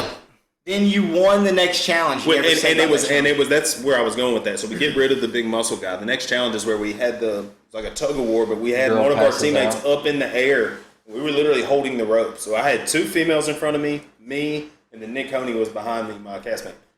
Me nor Nick were very big guys. Yeah. Not very big guys. His mullet put Tyler's mullet to shame. Also. Yeah, but I'm gonna have me a good mullet soon, boy. Tyler's mullet's nice. So hopefully that's coming through on the camera there for y'all. But this guy that was on the show, and he had one of the best mullets I've ever seen. Yeah, it was good. God rest his soul. He passed away. But he did. Nick Honey passed away. Yeah. But I remember him. He did have a mullet. He was hilarious, dude. He was so funny. He could have won the game, man. He made it decently far. But he got we did tug of war. We ended up beating them. This team is much bigger than us. Like, I don't know if y'all remember, but it was Wade, Justin, who was a big guy, Darren, who was a big guy, and then Joe Joe, who was a dude. musclehead. Yeah. I don't know if y'all seen him recently, but He was on your absolutely team. Massive. He was Joe was not on my large, team. yeah. The one you won said that it had no. Sorry, it was you, Donna, Heather, Eliza, and Nick. Eliza passes out. Am I correct on that? Eliza was up on the thing, passed out, and then we put Heather up there, and me and Nick are holding him, and they said, they asked, it's so funny because Steve Austin laughs. It was the one time I got him to laugh, which fucking made my life. But they're like, hold it. And you can go back and watch this. I'm not making this shit up. It's on television. You can go watch it on docu- Amazon Prime, $1.99 an episode. Amazon Prime. Hey, I was only on 4 episodes. You got voted out on $8. No, Best $8 you ever spent. You got voted out on the 5th episode. $10. Best $10 you ever seen. Hell Skip yeah. Starbucks this week and go That's watch my actually where he's dumbass. fixing to go with this. Skip Starbucks next week and Watch Redneck Island. go watch me make a fool of my fucking self. Anyways, so we're holding the thing, and one of the guys on the other team said, "Y'all miss Will yet?" And I didn't even miss a beat. Immediately was like, "Nope." And me and Nick are just holding solid, dude, not moving. I knew we weren't moving. I knew he wasn't moving. We had it tight, and I was like, "Nope." And Steve Austin was like, "Whoa!" Immediately reacted to it. It's he got y'all. I can't remember what his immediate reaction was, but it was he liked the fact that I immediately was like, "No, hell no, we don't miss him." I'm gonna spend my $2. Didn't you give him the At least go watch that 4th episode. It's the best one. hell yeah after one of y'all's victories? It was the first one. No, it was at the very first one when we won the Kyle gave thing. no hell yeah. So they hit yeah. us. So I'm gonna go ahead and spill another one for. I hate to ruin reality television for you, but when they're filming us walking off on the beach star challenge, we literally walk into the distance and then they say, "All right, stop," and we turn around and we come back and we go get in the air conditioning fan, Getting a white and then they drive us to wherever we're going to compete. We get out. We are blindfolded the entire time. So Survivor definitely don't walk That had to to the be- tribal council. So when you're They do. driving in the van, They did. Survivor walks to the tribal council. Holy fuck. the whole way. Yeah. Really? 100%.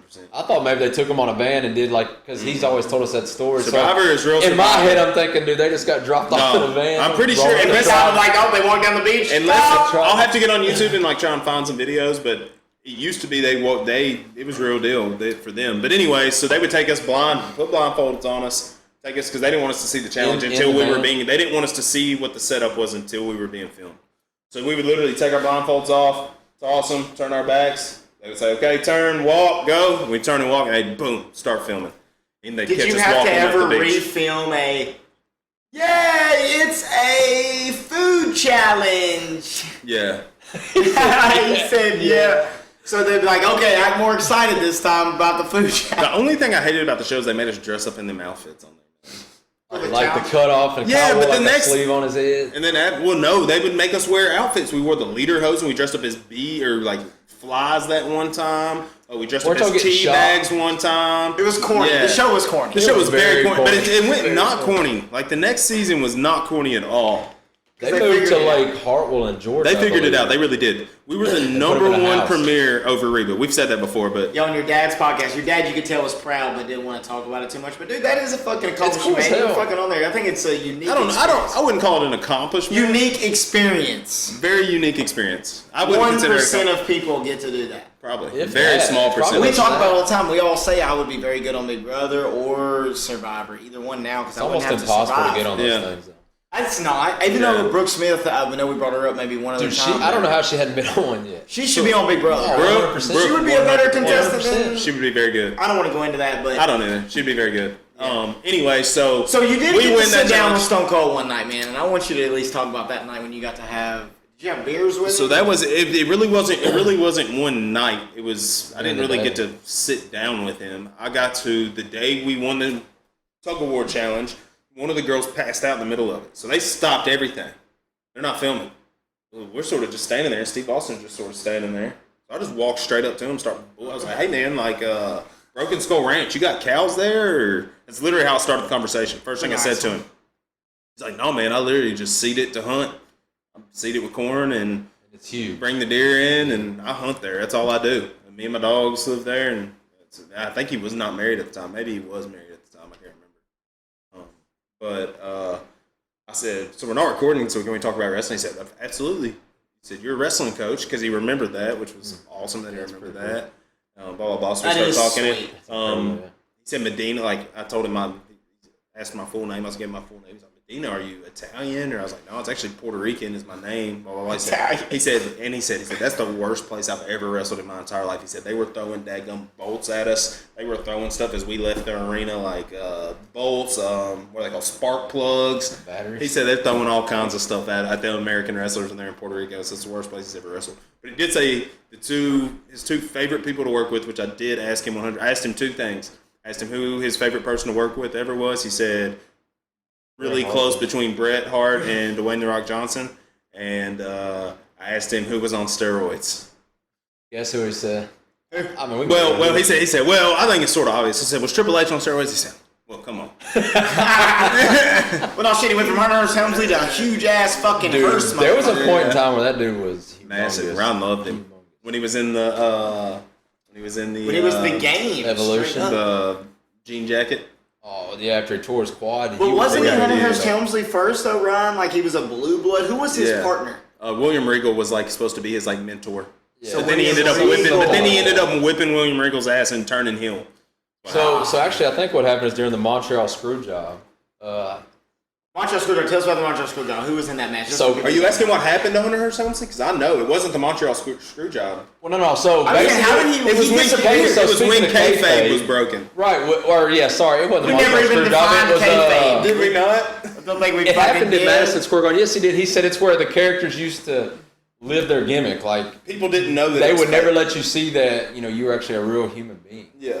But yeah, sorry, it was in Madison Square Garden. It was the curtain call. Is what it was. It was Shawn Michaels, Scott Hall, Kevin Nash, and Triple H. Well, two of them were leaving, and they broke kayfabe for the first time. They were like, hold on, kayfabe. Well, all right, so look, he just did it again. I just did. Explain it again. Oh my god! Jeez. It's where these guys were living their gimmick, like good guys, bad guys. You would never see a good guy on Instagram talking to a bad guy, right? So they lived their character outside, inside. Well, obviously, I mean, Instagram and stuff was there, but yeah. I got you. Okay, so it's so you've got Kevin Nash and Scott Hall who are bad guys, and then Triple H and Shawn Michaels who I guess are good or bad guys. But anyways, they're all in the ring. They were leaving. Kevin Nash and them were leaving. They were going to WCW. So it was the last time they were ever going to wrestle in the same company together, they thought. Well, Shawn was the champ, so he couldn't take the heat for that. The other two are gone, and Vince was pissed because back then that was just like against code to break kayfabe. So Triple H pretty much got shit on. So that's, he kind of had that character, and that's why for the longest time they would never do anything with him. But it worked out. He became Hunter, and then DX happened. He was supposed to win King of the Ring and do all this stuff, and it never happened, and then he became the Game, and then that's when... The Game, that's when DX happened, and then that's when they did the inappropriate... It was awesome. What's y'all's favorite? People are still old school. Who was the original? Was it Shawn Michaels and Triple H, right? And China. And Rick Rude. And Rick Rude was like their businessman guy. Like wasn't there long? He was head of security of Who was next? Was X-Pac next, or was it Jeff Jarrett? No. Jeff Jarrett was never in it. No, it was Road Dogg and Badass Billy Gunn and then X-Pac. X-Pac was on WCW actually and showed up on Raw the next week. My favorite. That's what was crazy was the people jumping. So how would they do that with contracts? Are you gonna let me answer my favorite moment, or are we gonna move on to another conversation? Sorry, but I'll come back to sorry. So how did they? Hold on. What was my fucking question? You were asking what our favorite DX moment was. No, before that. How can they do that with contracts? Contracts. Okay, we'll come back to contracts. So yeah, you were asking your favorite moment of what? DX. Right at the beginning, dude. So when they first came on screen, they were saying, hold on, dude. Pull up Degeneration X intro music. Let's do this fucking podcast right. Come on. Right. Their theme music was probably one of the best. We're not gonna be able to get any kind of. We're not like 4 people are gonna watch this. And we know. No, they're not. At least 12. Alan will watch it. There will be one. No, it ain't it. Are you ready? They think you can tell us what to do. Me and Ron memorized this. This one was probably one of the best. This was the best one. This one's in the Hall of Fame. This is what they came out to in the Hall of Fame. Yeah, incredible. Well, you better get ready. I gotta let it break down. Yeah, let it break down. Big patient. The one time that they played it live with Shawn Michaels, though, it wasn't good. Hell yeah. It wasn't good. What wasn't good? When they did it live with Shawn Michaels for WrestleMania, we fought Stone Cold, actually, dude. It was. They couldn't. I don't think they could hear themselves out there. But anyways, my favorite moment was right at the beginning. They when they first started coming on TV and saying crazy shit. They got this big list of stuff from who was they? It was the USA Network. I think it was USA Network. They said they wouldn't crotch chop and say all this stuff. Yeah, it's like this is the stuff y'all cannot do. So the next day they do like they go to Vince. They go to Vince and they're just like, just trust us, man. Just like let us, just trust us. So and he's like, y'all are gonna get me pulled off TV. He's like, just trust us. So they like come to a podium like they're a president. And they pull this piece. I'm pulling it out. We're playing the video. Yeah, I'm playing the video. So pull it up. So you can explain it, Ryan. It's DX State of the Union is what it's called. And what year are we talking? This is very early DX. Early Attitude Era even. Because really, when DX started doing all that stuff, it's really when Attitude Era was big. We've got completely off Redneck Island. That's fine. I mean, we've talked Stone Cold. Now we're back. Basically, so what it was is the USA Network said they couldn't crotch chop. They couldn't say suck it. I mean, this is back. I mean, this was on they regular could not TV. Crotch chop. I mean, everybody crotch chop. Well, kids these days, they see things on TV that we'd have never seen as kids on cable TV, right? But these guys are crotch chopping, saying suck it, cussing, all this stuff. Dude, they were pulling their asses out on TV. Dude, here we go. So it's the DX Special Report. I hope it's the unedited version, 'cause that's the point. Oh, I hope it is too.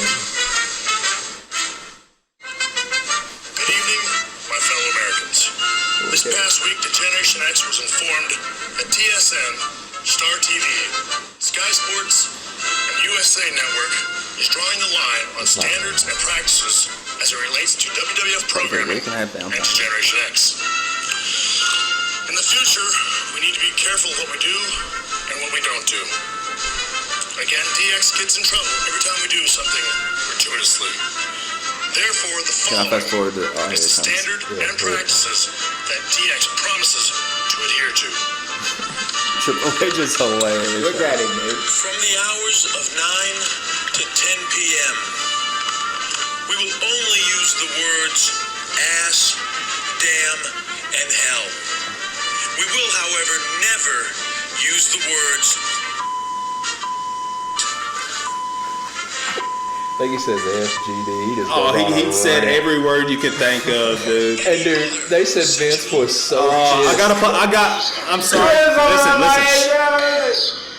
damn, hell, and bitch. This is the original broadcast. We will never, however, use the words shit, fuck, goddamn, Jesus Christ, faggot, or any other racial or sexual slurs. I mean, you just This is a different time. When did that come out? That was 1998, Tyler. dude, they said Vince McMahon flipped, which he should have flipped his, He was mad, but it blew up. That was live. Dude, USA Network loved it and roof. ended up re-signing them. Yeah, the USA Network was like, dude, we need more of that. Whatever they just did, we need more of that because the ratings, as soon as he started talking, just blew off. And shortly after, that's when they took over the Monday Night Wars. Yeah, which Steve Austin was a big part of. Long story short, just to cut off Redneck Island, I went home on the 5th episode. We lost in a challenge that I almost brought us back in and won on the little puzzle on the. You were almost playing for your game on the maze board. I was playing for my game, and the girl. I almost feel like she dropped it a bunch of times on purpose. I should have been on the first board and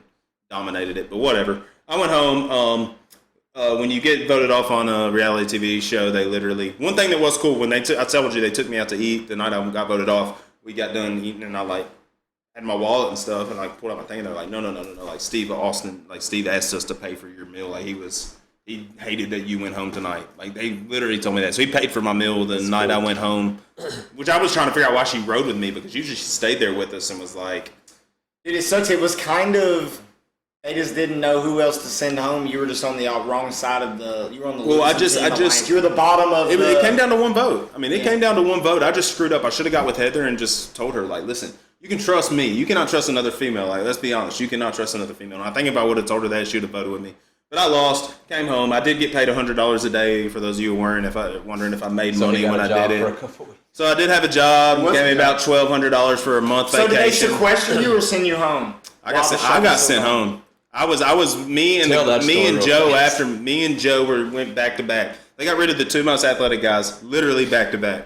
I'm not trying to brag on myself, but that's just facts. Before you went home, everybody that you voted for though did go home. Mm-hmm.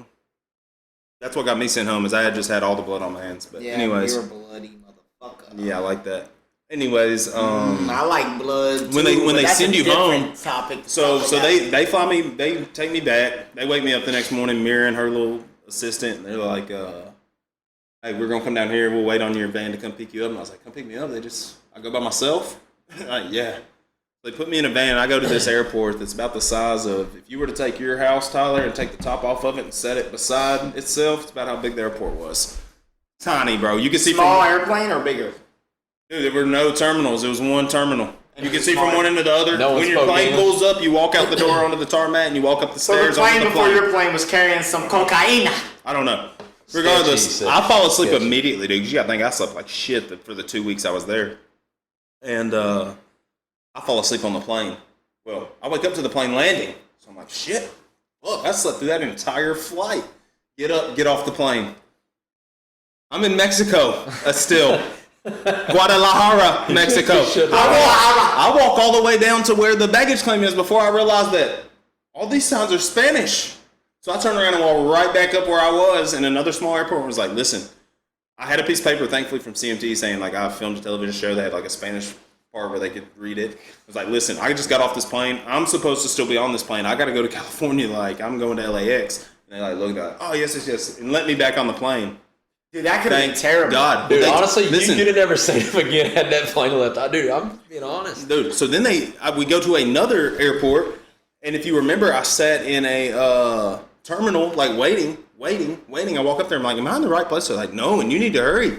So I like take off. I call Erica, my Erica, like I am about to miss my flight in Mexico. I don't know what to do. No one speaks English. I'm freaking out. So Erica's freaking out. Erica's the only one that knows I've been voted off and am on my way home. She's the only one that knows. Yeah, you can't really call anyone else. No one knew. That is crazy. I didn't tell anyone. Erica was the only one that knew because she had to come get me. She was the only person that knew. I think I walked into Nana's for So- Sunday lunch or something. Kyle was there. Yeah. Like, But I finally make it back home. Erica come pick me up. I met Eddie George in the airport at LAX on the way back to Nashville, so that was awesome. But Well, speaking of wrestling, since I know we're on wrestling. let's go back to wrestling. Anyways, I was on Redneck Island. Go watch it. $10. I'm a dumb fuck. Yeah, but I was in Next. the airport one time and I got a signature one time on a napkin and it was that man, Kevin Nash. Oh, yes. UT Knoxville. Diesel. Basketball player. I've had one of these. Ain't his name Diesel? Ain't that one of his yeah, characters? Diesel was his original character. Yeah, pretty, WCW, was he Diesel? No, he was Diesel. no, he was WWE. Kevin Nash. Kevin Nash is, when he went to WCW, Well, is when he you were asking became about the Kevin Nash. contract. So Yeah, so how did X-Pac WWE wrestle 1 week here? Raw was taped, where Nitro was live, Raw was... It was not, it wasn't live and back Nitro then. was live. So Nitro would So Nitro was spoil like WWE Raw, man. and that so they would go ahead and spoil because it was taped. They How already would knew they what was gonna spoil happen. it?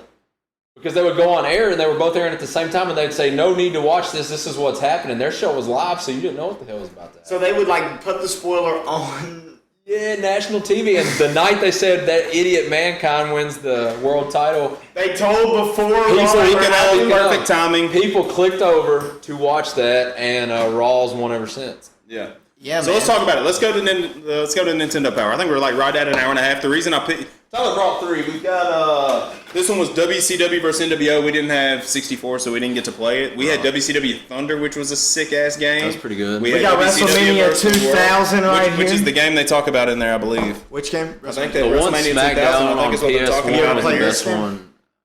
Yeah, I remember one of Ryan's ex-girlfriends. I won't say her name because it doesn't matter. But we once went to her house one Mankind. summer, and I watched him play that game forever on her brother's 64. But we had this game right here for sure. Warzone, yeah. Dude, I think I have Look at that that. game. That one cussed, and I can remember us being at Nana's and playing that, and when she'd come, we'd have to also turn it off. Y'all had to cut off the game, the video game? It would cuss, and it was called Warzone and Stone Cold, and Yeah, hell yeah. I think I got that game. Graphics. Where did my beer go? Did you ever play that game off my man? I know you play some video games. Side. Yeah, we Kyle and I owned it. both played Cyber Tiger. We Actually, owned it. we talked about that the other day. It was a game was incredible. I told you we talked about it on our podcast. Yeah, that Dude. game was incredible. It had I like loved the it. power. Let me see the raw What page. else, dude? Where's the I used to Warzone shoot page? like, what would you shoot like 1500? We played that so much. for hours. What was the one we played the most of where we could get so many people in there on the Royal Rumble? We played that one the most. Was that the first What was SmackDown or that the game? SmackDown 2? So the SmackDown that came out on PS1 that had The Rock on it, that was the best one. The story mode went on forever; it never stopped. yeah, you got to could go be backstage, any character you answer wanted. questions. I mean, and- these Nintendo Powers, they got all kinds of video, just like. That might be the game. This Oh, let is me see that WrestleMania one. 2000. But it was That's the that same game right concept there. pretty much. Yeah. No, those graphics are way worse. The Blue Meanie. I remember the Blue Meanie. He was a Toy terrible Story wrestler. 2, your son loves One of Toy Story. their favorites they were watching it tonight. We always do the. Oh, that's a great one. My son That is would love incredible. that. As Casey would say, bass? So yeah. Didn't all of these have a poster in them? Of some Yeah, kind? they all have a pullout. We try show it to every time. Every time. Where did the one go you just had? Oh, I already put it back. Let's see what was in the war zone. We got another I knew y'all Pokemon. showed them, but I didn't know if everyone had a poster in it. Well, only like one of them. Yeah, look, the Rock. Look, there it is. I mean, that's it's 2000. Speaking of doing It's a the game I cross don't chop. remember in this one. Duck Bumble. Never heard of it. Yeah. But here's like WrestleMania 2000. The Rock being pinned by our man Steve Austin from Redneck Island. It just keeps coming back around. Yeah. Probably the last time we'll talk about that. Oh, look who's on the next page, though. Our dude. Rayman. You and Andrew Our and Kyle dude, that man. summer. y'all Rayman played the 2. shit So out of that. 64, I wonder, is when that, or Super Nintendo is. You think Super Nintendo's when that came out? we need- How far were y'all on that thing? Y'all were We're way- almost done. No, we got like 84% complete, or 86% complete. But yeah, Nintendo Power, sweet. All right, so I want to do something. Y'all may not want to do it. I know Ryan really may not want to do it, but I'll do whatever, man. so I was thinking about it. I'm gonna Don't grab. think I ain't forgot about my promo. I'm gonna from grab two of Malachi. these. I'm gonna grab two of these figures up here. I'm gonna put them behind my back and let you pick an arm. When I pull it out, you're gonna do your best impression of it. I am. Whoever wants to go. What if I don't know who the fuck it is? You know who Roddy Piper is. You know who the Undertaker is. You know who Macho Man is. You know who the Ultimate Warrior is. All right. You want to go into this first? You and I talked about this Hold on, earlier today, actually. This is how into wrestling we were in the Attitude Era. When my parents would go to work during the week, Elkins would come over Chance like 8 Elkins a.m. would ride his bike to our house at 8 o'clock. It was like clockwork almost. Jeremy Barnes did it a couple times with us also. As soon as I knew my parents were gone, I'd start pulling off the Pull our mattresses. mattresses out and put in our living room. We would wrestle. Jeremy Barnes was in one. Jeremy is a loyal listener also. He was in one. Jeremy. HBK, one of the sweetest, left-footed, I believe, actually, sweet chin music ever. Tyler's little You said muscle that the other thing day in our ever kind little of group reminded me message, of and it. now it makes sense. Oh, when I said sweet chin music Yeah, would have been now better. it He makes knew sense. exactly what I was talking about. I Yeah. guarantee he knew what I was Because he talking lived about. right there. He by actually Yeah. did some announcing Well, one once time. I It was can't hilarious. remember. They came and played football one time, like tackle football in front of where my Grandparents. uncle's house is now. And I remember telling him, like, dude, yeah, we like wrestle sometimes at my parents' house and film it one night. And one day, he just like came knocking on the door, he's like, y'all gonna wrestle today? It's like, we already are. Come in. Parents ain't home. Dude, Welcome to the Matt party. Roden was there it that like day too built with us. itself. At first, it was just us walking out being stupid as shit, and then we started getting the video game, Hanging putting the curtains. I'm music gonna with find it, them. They're in a box somewhere at hanging Dad's. the Gotta be. curtains. Chance Elkins powerbombed me off a ladder. I had a sprained ankle from basketball practice. And what's I lived crazy, in what wrestling. links that together is the reason there was a ladder in our living room. Jeremy You know, Barnes' my dad. parents, Yeah. because Jeremy Barnes' dad was painting. remodeling and painting my parents' living room. Did he remodel it? No, he Hey, painted he it after painted the it, yeah. remodel. Did you ever go into the contracts? How did X-Pac wrestle? You said it was So recorded and we went down another the night, well, so Raw started going live. So back then, they would just swap shows at that point. But people like we were talking about Rick. How? Just we were like talking it- about was because it his by contract show? was up, and that next week he would just go to Oh. Raw. But like Rick Rude back when they were taped, he was on Raw one time on a Monday night, and also appeared on Nitro because Raw was taped. It happened maybe 2 weeks ago. And he left before He it left aired. that next week, and the third week when it aired, he was making his debut on Nitro. So he was on 2 shows in the same night. 2 shows in the same night. Ricky Rudd. Ricky Rudd. Ricky Rudd. Y'all know I ain't never right, bro. That's hilarious. Anyway, so But that's yeah. kind of how they You were. gonna pick? But yeah, the- we would do legit wrestling. Elkins was usually The Rock pretty much every single time. Ryan was usually Triple H. I was Kurt Angle, also Stone Cold sometimes. Also, what's his You were name? The Rock. Third angle. Kurt Let's hear Angle. The Kurt Rock. Angle was the Let's most hear time. That was the first time. No, People's elbow. The Rock. Mr. Elkins was The America. Rock. You remember that time you put that ski mask on and Yeah. a pair of my old back? All right. Close your eyes, Who Tyler. was he? Who was he? Mr. I don't know who any of America. them fucking are. Yeah, you do. I got two. You definitely.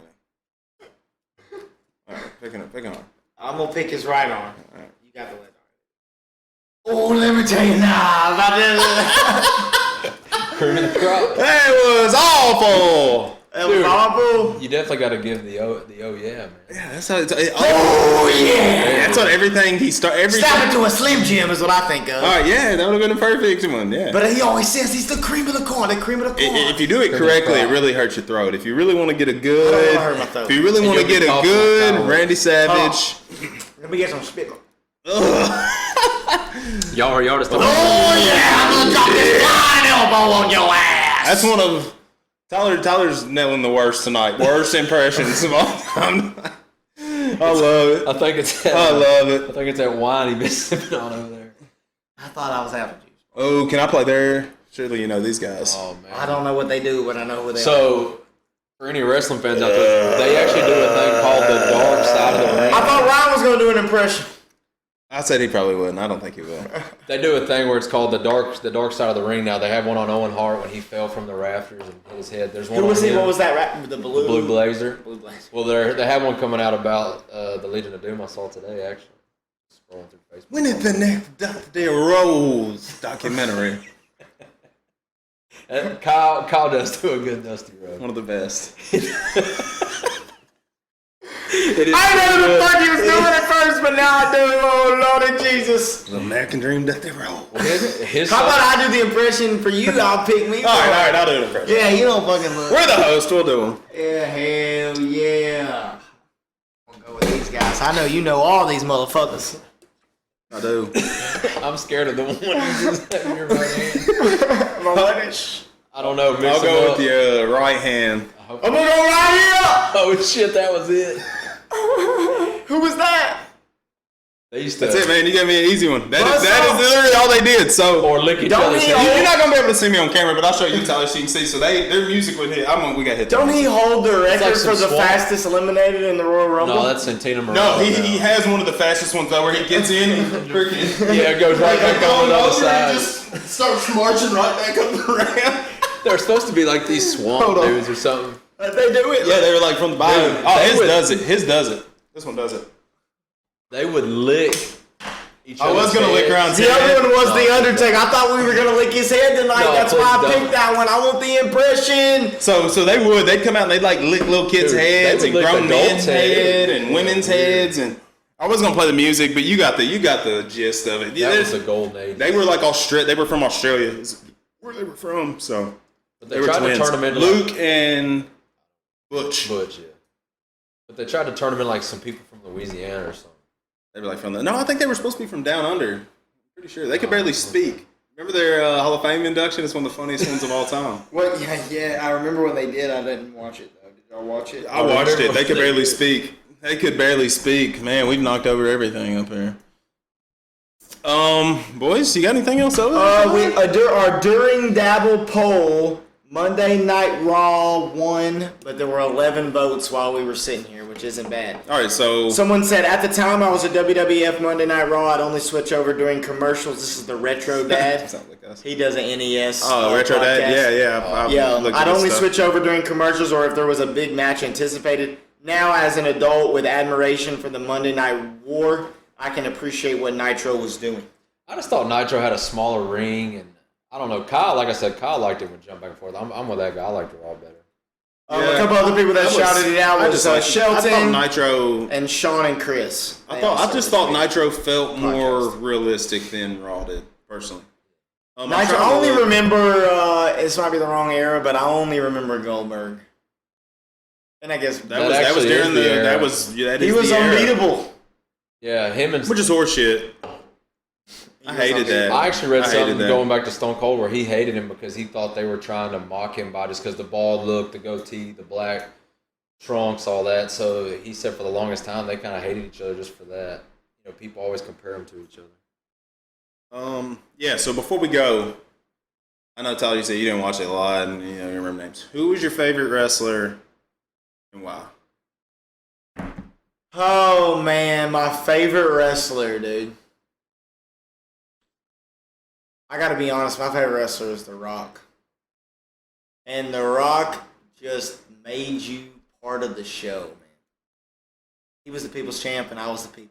He was great. He was the total package. He could talk. He could grab the wrestle. entire crowd. He was funny, Quick. he was ready. One time when he came back, I remember he had a pop that was just unfucking. It's the loudest one I've ever heard is when he came back to host WrestleMania in Georgia. Ryan's got to see him live come out. I did. Also, Daniel Barnes and I saw it, went and watched it one night and saw The Undertaker come out. That was one of the coolest things. Oh, dude, I'd have had chills all over And my dude, body. that sounds incredible. What's kind of crazy as to see it is the whole arena I'd have been looks crying, looks probably. like it's pitch black, but dude, you can see everything that's going on. You can? And yeah, it's like not even pitch black in there. But Daniel Barnes and I bought last second tickets, went and watched it because we thought he was going to retire then. And one of the coolest things I ever saw live, honestly.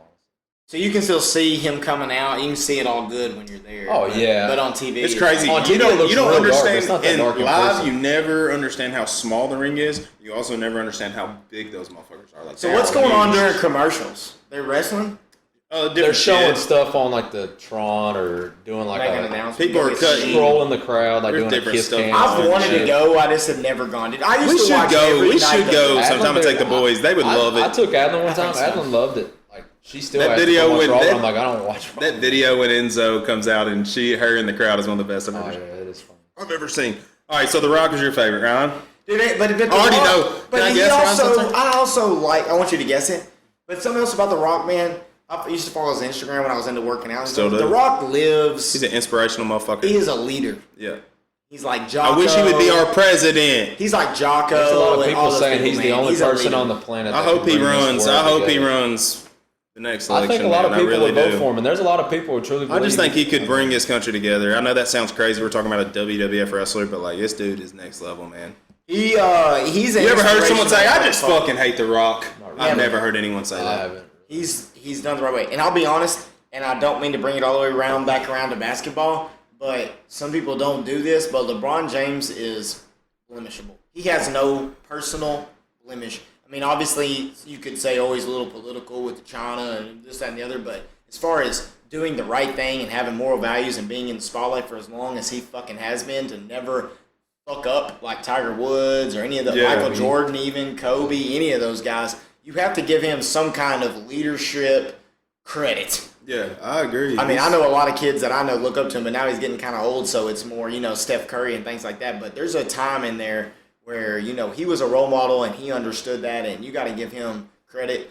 Just like, in my opinion, you give The Rock credit, you give Stone Cold credit. A lot of those guys were fucking crazy on TV, but they did not do fucked up shit. No, That's They true. were legitimate professional. humans. Professional. That's a perfect word, Ryan.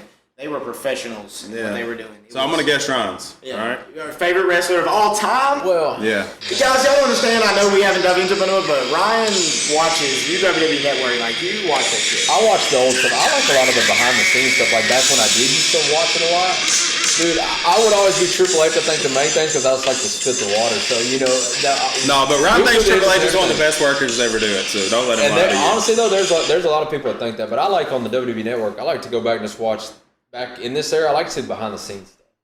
Like what all was really going on back then that we didn't always see. I like to watch that kind of I'll tell you. So what's going on? Well, what do we not see? I'm just saying, just like, dude, it's a business. I mean, and just the way they do business sometimes. Like that all started with me and Ryan watching the documentary called Beyond the Mat, which is an old one, and then we 100%. watched Shadows. It's on What is Netflix it? right What is now, the by other the one way. called? Shadow, Wrestling in the Shadows. We watched on Wrestling with BBN my one Shadows. time. Beyond the Mat on Netflix. It is Beyond on the Mat. Netflix, yeah. It's the cover will be Mick Foley, Mick The Foley, The Rock, Rock, and and Terry I Funk, believe. correct. And it follows it. Jake Roberts is It's on there really in kind the of a worst shape of his documentary life. movie. It is a documentary, and it shows like the back part of their life, which me and Ryan were always interested Which in. guys? for What are the some main reason. characters again? Mick Foley. Well, The Rock's on the cover for some reason. They don't really follow. They do sort of. The match when the I Quit between him and Mankind, where he literally, like, beat his ass with a chair. Is that when his kids are screaming? Yeah, and the dude was getting staples in his head. His kids are in the stands Yeah, screaming. their So heads off. that's kind of the only time that The Rock's really in there. But it's really about Terry Funk, Mankind, and Jake the Snake Roberts. Yeah. Pause. Because The Rock really was a heel, right?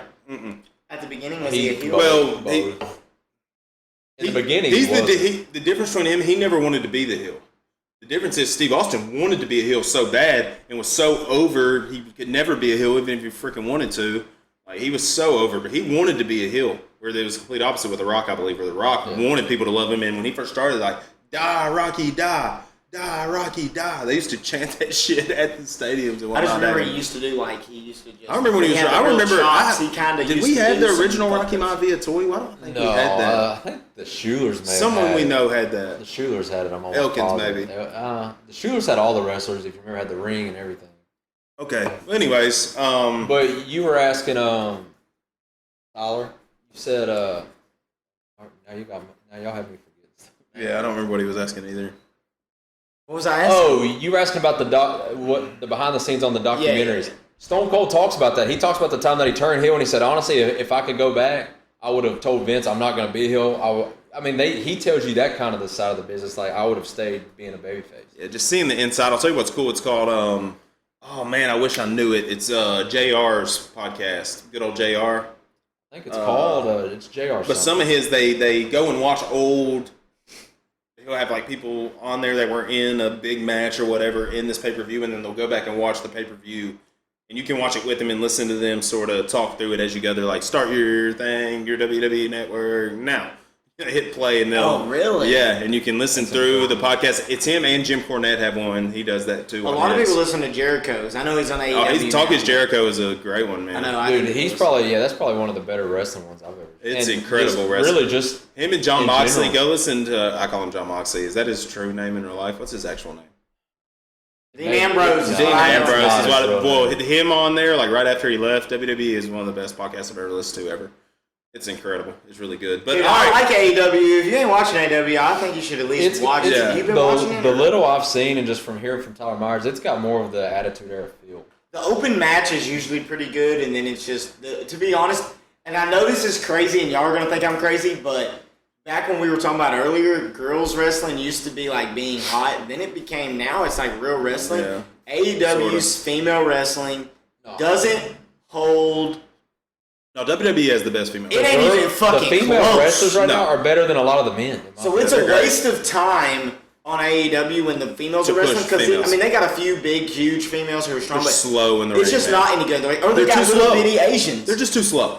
It's if their female roster was as good as WWE female roster, and I watch here or there, and I'm in the group threads and I'm trying to keep up with it, but I'm sure Tyler Myers, he would text me agree or not agree.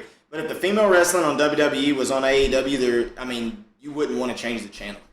To be honest, there's some good ass matches every single Dude, time. I think when some big names start coming up, like their contracts start coming up, dude, they may start jumping shit. What's crazy though, I feel like what WWE did though, and you can correct me if I'm wrong because y'all know it and watch it more than me, but the roster to me got too long and the show got too long and They just episodes, stopped it doesn't give a pushing. They fuck. stopped pushing 3 new hours is a talent. Is long where they time. fucked themselves. They stopped pushing new talent and they kept pushing guys that have been wrestling for 30 fucking years. This guy right here is going to die in the ring one day.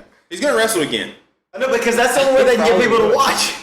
I guess. He's going to wrestle again. But He will honestly, be when they the go to reason Saudi they do- Arabia. And Why? those are Saudi Arabia. Why can't they put people over? Well, Because John they keep- Cena's the fucking worst. Because they keep bringing back the Brock it's Lesnar too and the childish. John Cena. And here's my opinion. It has gotten more I would to watch kids wrestling these if days. wrestling felt like what Monday Nitro felt like in the '90s. I would watch it. Swear to God. And Tyler claims AEW is pretty It similar. does. It So does, dude. I just don't have the time to watch it. Anyways, I don't either. I haven't told my Now favorite that you got my wrestler. Hulu. Now that you got my I Hulu, haven't you even need to told watch mine. it. watch it. I haven't told mine. You picked mine.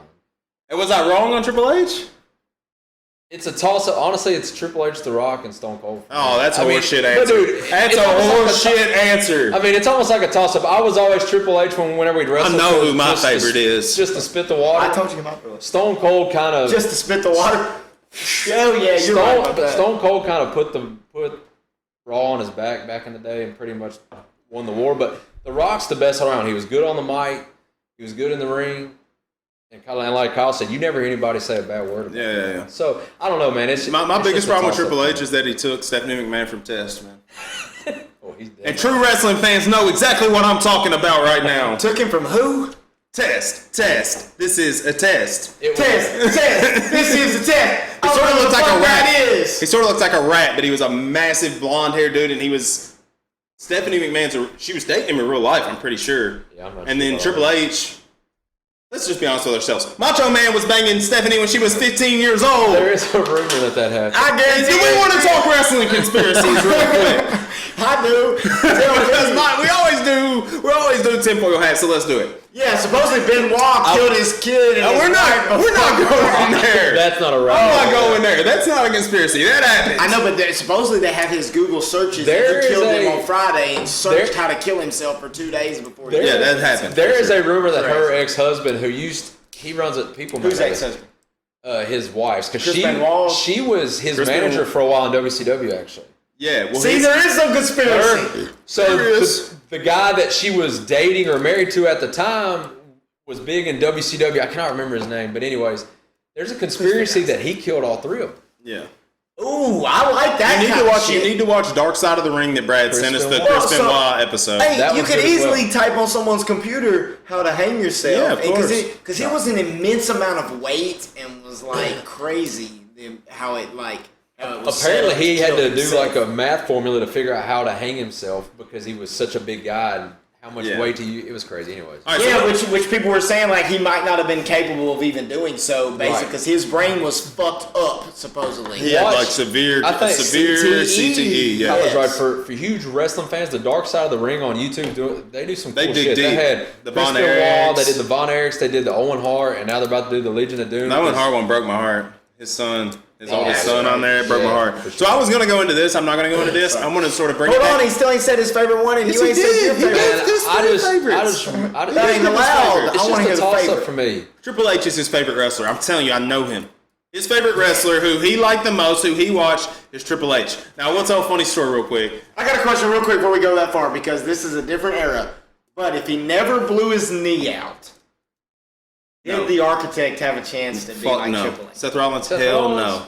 Did CM Punk have a chance to be the next Yes. game? Absolutely. I think CM Punk's about to make a comeback. I think CM Punk would still be one of the, The top only guys way, in the game right now. dude. He Apparently, was, Raw what was that when he struggled first bad. came out to that new song when he was doing straight The edge? cult of personality. Dude, that motherfucking shit was the real deal. As soon as Yeah, they he's shit really and it good. was over, I was Very watching good that on the shit. mic as well. Every night it came on, I was watching that shit. I CM know, Punk, He's great. Yes. I'm not a huge John Cena fan either, but him and John Cena, there was a Money in the Bank in Philadelphia, and that is the most Yeah, they into tore a the match house down. I have ever seen a crowd in my life. Yeah, I Dude, it remember was that. incredible. Yeah. How they just had them people in the palm of their hand. Okay. So, I'm going to sort of bring it back into our niche. I'm not going to say my favorite wrestler yet. Okay. I want y'all to name what movie this guy's in. Well, I don't have- Name what movie this guy right here is. Look up Macho Man's real name. Is it the one Something that's got David Pavo or Arquette in it? Povo or Pavo. No. What? Ready to Rumble's a great. Ready to Hey, if Rumble. we're going to talk about wrestling movies, Ready to Rumble, David Arquette, who is a true Really wrestler won a now. World Heavyweight and, Championship in WCW. what's his name? Khan. Who Who's the did? other guy's name? Randall Mario Poffo. Povo. Povo. I said Povo or something like that was his name. What movie's he in? Ooh, yeah, Bonesaw's ready. Oh, Waterboy. Oh my God. You're not good at movies. That's the big show. I'm tempted to get up and turn off the camera after that guess. The Waterboy. Bonesaw's ready. Well, that's a Spider-Man, the that's first whole thing Spider-Man, gone. the first Spider-Man, guys, the first Spider-Man with Oh, freaking Tobey shit. Maguire. He is the wrestler that he fights when he's wearing the like red hood over his face. Speaking about video games, Who? how sick was that one? You're full of shit. I'm about to pull it up. Where do you think I got the name? I call myself. Buzz. What's his name? I Lenny tell Povo? I tell his kids my name's Bonesaw. I got that name in prison. Yeah, he tells my kids that. And they're like, when Do they Coach believe Uncle it? Dookie was in prison, he was about bones. They're gonna be telling their teacher when my Uncle Tookie was in prison. Dude, I can't find it. I'm gonna get you Bonesaw, Bonesaw. What Spider movie is Man. it? It is So, hey, Spider-Man. You're apparently- exactly right, dude. I'm sorry. I didn't- Apparently, Macho Man Here we go. could have played professional baseball. Really? Macho Man, yeah, very good. There is a athlete. documentary on WWE Network that a lot of it talks about his baseball career and what could have been. Really? Yeah, for sure. What's that called? It's just, is it on WWE? It's on the Yeah, I don't know. There's Y'all are Macho welcome. Man, This is Macho from Man. our sponsor, Walmart. Human spider. Human spider, that's it. That's the best you got. Do you remember this video game, Kyle? Can you name what other movie that guy's in? This was the first Spider-Man game that you could actually run through the whole city. I'm Like gonna the fast first one, when you were like floating above clouds. This one you could actually. Well, Yeah, this is definitely it. Tyler. Quit texting Malachi. Sorry. I didn't sign up for cage match. Tobey Maguire will always be Spider-Man to me. Yeah, I do love the new kid. I like the new kid. Listen, That is listen. Macho Man? Nowhere. I got you for 3 minutes. 3 minutes of playtime. 3 minutes of playtime. The new kid's kind of got that smart ass attitude that So yeah, Peter Parker's bust off. supposed to have. So y'all want me to do my favorite wrestler now, or we did that? Or we did that point? Yeah, sure. All right. What are we doing? My promo? No. He was a good one. Kurt Angle? Well, you obviously Kyle being a wrestling coach, this guy was a real wrestler, and they said he was they always talk about how you can take care of each other in the ring. I don't think he ever hurt anybody. He was incredible, dude. He's one of the craziest athletes to ever live. I gotta be honest, dude, and we brought this guy up on another podcast, but he reminds me of Matt Hayes. Alright, so let me say this. Sorry, y'all gonna let me explain why I'm there? Yeah, absolutely. Alright, so Kurt Angle. Did he really win the gold medal in wrestling? Yeah, with a broken freaking neck. He broke the freaking That's why his neck looks like that. He got no neck. His neck is this freaking wide. His freaking neck. Incredible. Anyways, I'm glad we hit that broken freaking neck at the same time. Who did he beat in there? What country? It was like Iran or something like that. Dude, he's been wrestling again, I swear to God. It was a very it's one of the more controversial Olympic wrestling matches of all time because he got some points that are iffy. They're just iffy. It's a judgment call on the referee. But anyways, I loved him because what points? What kind of points? I know enough about wrestling now. So what kind of points was it? Riding time or was it? It was different. It's out of the circle control or it's freestyle. So it's a little different. Oh. Rules. I can't remember the exact I'm fucking call. ready for some. It's just questionable. It's just questionable. Now that I know what's going on, it's a lot more fun. It's just questionable. Anyways, I love him because if you go back and watch him, he was hilarious. Like if you go watch some of his stuff he used to do, he did not give a damn. He did some funny shit. But as far as just being able to get in there and toss people around for a smaller guy, I say smaller guy. He's not that small. Who's smaller? Kurt Angle. He used to be able to toss dudes. When he hit the freaking belly to back, dude, he could throw those guys. I used to get around in the ankle lock submission. In real life and really crank his ankle as hard as I could till he really tapped sometimes. Like the Ken Shamrock ankle lock? No, Kyle would get carried away. I never pulled punches. Kyle was throwing potatoes, He was knocking the hell out of Yeah, when we'd always start and I'd always kick around in the midsection, dude, and I'd start running in the back with the forearm. Boom! Oh! Well, dude, I'm not. Knocking that big brother's ass out, little pussy! I want to say him and Elkins got in a real fight one time because Kyle was really hitting his ass. Me and Elkins got in a real fight one time doing it, and me and you, because you really pedigreed me on the freaking carpet floor. Face first? Yes. That was probably Matt Run was there. My parents had a massive dent in their door where we used to use these flashlights as our mics when we come out there and cut our promos. And I threw the mic at him, and it put a massive dent in my parents' back door. Speaking of funny wrestling stories, my mom and dad never knew we did this. We had to clean it up before they got home. I don't know how much of their furniture we tore up, but they had just bought some brand new furniture. What was it? Dad had recorded like American Idol or something. Yeah, Elkins bought a freaking Rey Mysterio mask. They wear these fucking I forgot he was Rey Mysterio too. So, Mom and Dad are watching American Idol or something. Well, Kyle and I recorded over it doing our stupid. Because it was back before DVR, so if you wanted to record something, you set up your VCR and record it onto a VHS. Oh, I know that's how I got the porno. I will be damned if halfway through, probably David Cook or something. That's probably a season Mom and Dad love so much. Yeah. Chance Elkins, it flips to Chance Elkins jumping over their couch when Rey Mysterio's music hits with his mask on, because he used to springboard out. No, Ryan, it was him standing on the freaking. My mom used to get so mad if we'd sit on the daggum arm of her. Get off the arm of my couch! Get off my couch! Dude, the video clicks over and Elkins is on top of the arm of standing on it, jumps twice, and then jumps twice on the ground. And then leg drops Kyle, and my mom was not happy, but that's when they discovered. So we watched a lot of the wrestling videos with him that night, I think. And they laughed their ass off. I gotta find them. They gotta be in a freaking box at Dad's somewhere. They gotta be. Dad doesn't gotta find them. Those will come on YouTube at some point if we can find them. I think that's all I really had. Well, Spider-Man made me think of a trip. You know what trip I'm talking about? Yeah, Atlanta trip. The Atlanta trip. Spider-Man webs. Remember when I became Spider-Man on our Atlanta trip? That was a long time ago. Weirdest thing ever is why were you, Gavin, and I in Atlanta? We were in Atlanta at the same time. If you remember, one of my girlfriends and my parents. What a weird ass. It's happened multiple times, dude. Because y'all needed another person to split the money. And I was like, I'll fucking go. Yeah, hell yeah. Honestly, Braves game, Six Flags. Because dude, when I turned 18, my mom and dad pretty much were like, after I graduated high school, they pretty much were like, oh, do whatever you want. Yeah. Quit asking. You did what you're supposed to do. Quit asking. Ours was I have a picture on my Facebook of that trip. Yeah, I know you do. And Tyler's in the back, leaned up between y'all in the back seat of your Blazer. Looks like a little kid. He had his hair colored blonde. Dude, that was the first time I remember I fell asleep for about 4 or 5 innings of the Braves game. Wasn't your hair colored? I think your hair was dyed blonde. It was after my senior trip. Basically, I came back from senior trip, and they were like, "Oh man, we need somebody else to go." And I was like, "I'll fucking go."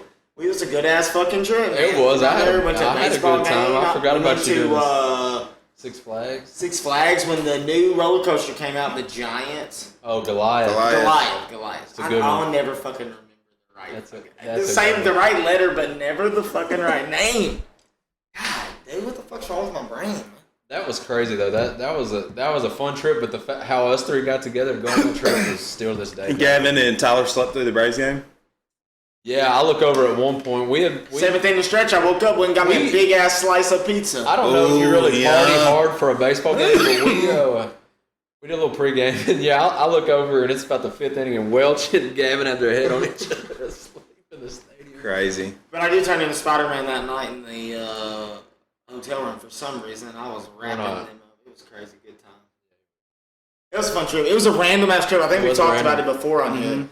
But are y'all ready for me to shoot this manager promo? Because I got some info. So I think we should close this and then let us really let you shoot the promo if we're going to shoot the promo. Like you go get over there in the dark corner and we'll really shoot the promo. Oh, I don't know. Are calling out the minions? No, we ain't got no minions, I guess. I don't know. I just got some info I'm going to share. Oh, so he's like giving you stuff to actually say. Yeah, because I told him I was pitching to be the manager. I don't think I won't drive down to wherever the fuck that is. Dude, it's like so you just want to pitch it right here from your seat? Yeah. Oh, all right, shit. Well, hey, I thought we was gonna film you. I thought we was about to film a true video promo for this thing, Tyler, which we could do. We could do, but no, Ryan's gonna be able to flicker that light on and off. I kind of want to see him shoot one off the cuff. We can do that as well. It's kind of off the cuff. I want to see one off the cuff. But Welch, you got to go get up in his grill over there. I'm crazy about it. You know me. Are we done though, or are we gonna keep going? That's all I got. The one thing I did want to say is next Friday, Whiskey Bros live podcast, YouTube. Watch them. 14th.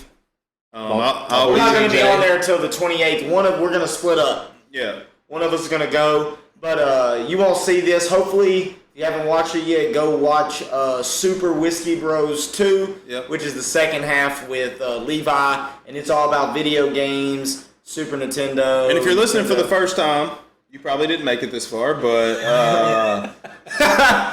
Go Dabbling Dads. Dude, this will be our 13th, I think we've done. No, this will be 14th. This will be the 14th one we've done. This was probably a true dabble because it was all... Yeah, which is fine. That's what we want them to be every time. Yeah, man. We'll have you back, and we'll talk again. Yep. But anyway, we're here with Malachi's manager. Malachi's manager. I don't know what they call him Dr. Welch. Dr. Welch. Yeah. Are you coming for the trophy? Oh, I don't know. We're actually going to call him Professor Welch. Oh, yeah. Maybe the Professor. I got the intro music. Dr. Juice. Juice. We're ready. He told me to play the... His intro music? Perfect.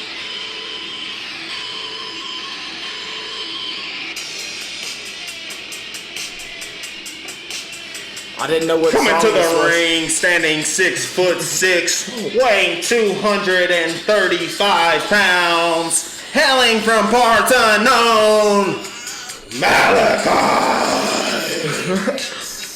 You done messed me up now.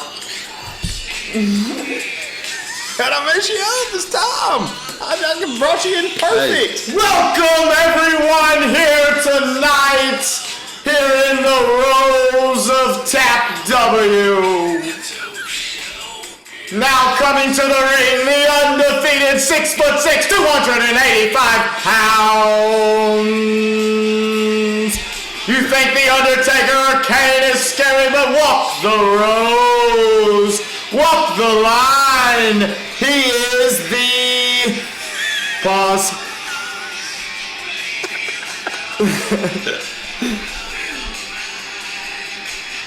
He is the masked Malachi. He hasn't lost a match, undefeated, untouched by anyone. He carries the trophy of... Pause. Sorry, guys. I should have had this more organized. Sorry. Yeah. He is the winner of the Bomb Tournament, and that gives him access to take the heavyweight championship anytime that he wants. Walk the rows. Pray to the heavens. No one can save you from Malachi. Hell no. He's gonna hit your ass with the black hole! He will suck you into the darkness! This is turning into the cream of the crop! And crush you! With sheer force and gravity! Hey, Welch, I think his entrance is over. He been standing in the ring waiting for you to shut the fuck up. I said I want to be talking in full wrestling gimmick by the end of this, and I think we got it there. I think he might have should have taken some notes before doing that. Hey, pause, fans! Here he comes! Pause. The Masked Malachi. No, for real though, we should go watch him wrestle one night. If he wrestles for the title, we're going to watch it. Gotta happen. Dude, I mean, seriously, though, he is big. He is. Wears the mask. He got a drive. It's He's like actually in Colombia. taking it seriously, man. I will. Yeah, I think it's in working Colombia. out. He's working out, dude. Man. Yeah, That was, dude. If I had all that together, that was legitimate. We'll film you a real one when this is over here in a minute, Shelton. We might cut that part out. Send it to you personally. Malachi. I'm gonna have to cut all that out because no one knows who it is. The anticipation is apparently great for the Masked Malachi. That'll be perfect. You can go in there and pull the audio. So, maybe people from I'll TAPW blank can it watch. out or some shit. But anyways, that was my promo. We I've should always wanted flash to be a manager. Malachi's picture up on the screen every time we say his real name. Dude, I'll tell you what. If we had Malachi, y'all could be the disciples. I could be Professor Welch. Y'all could be the disciples. Jump out, beat somebody's ass. He black holes him into the next fucking universe, and then I'm there holding his hand or his elbow because he's way taller than me, up with the championship belt. I'm gonna be there. We're marking it. When you cash that trophy in, Malachi, we're gonna be in the rows. Are we gonna be walking, or are we just gonna be in them? We're gonna be walking them. Perfect. Well, Sorry. that ended about as good as it started. I hope you enjoyed. This is my time in the Shawshank Redemption. Goodbye. Thanks for listening.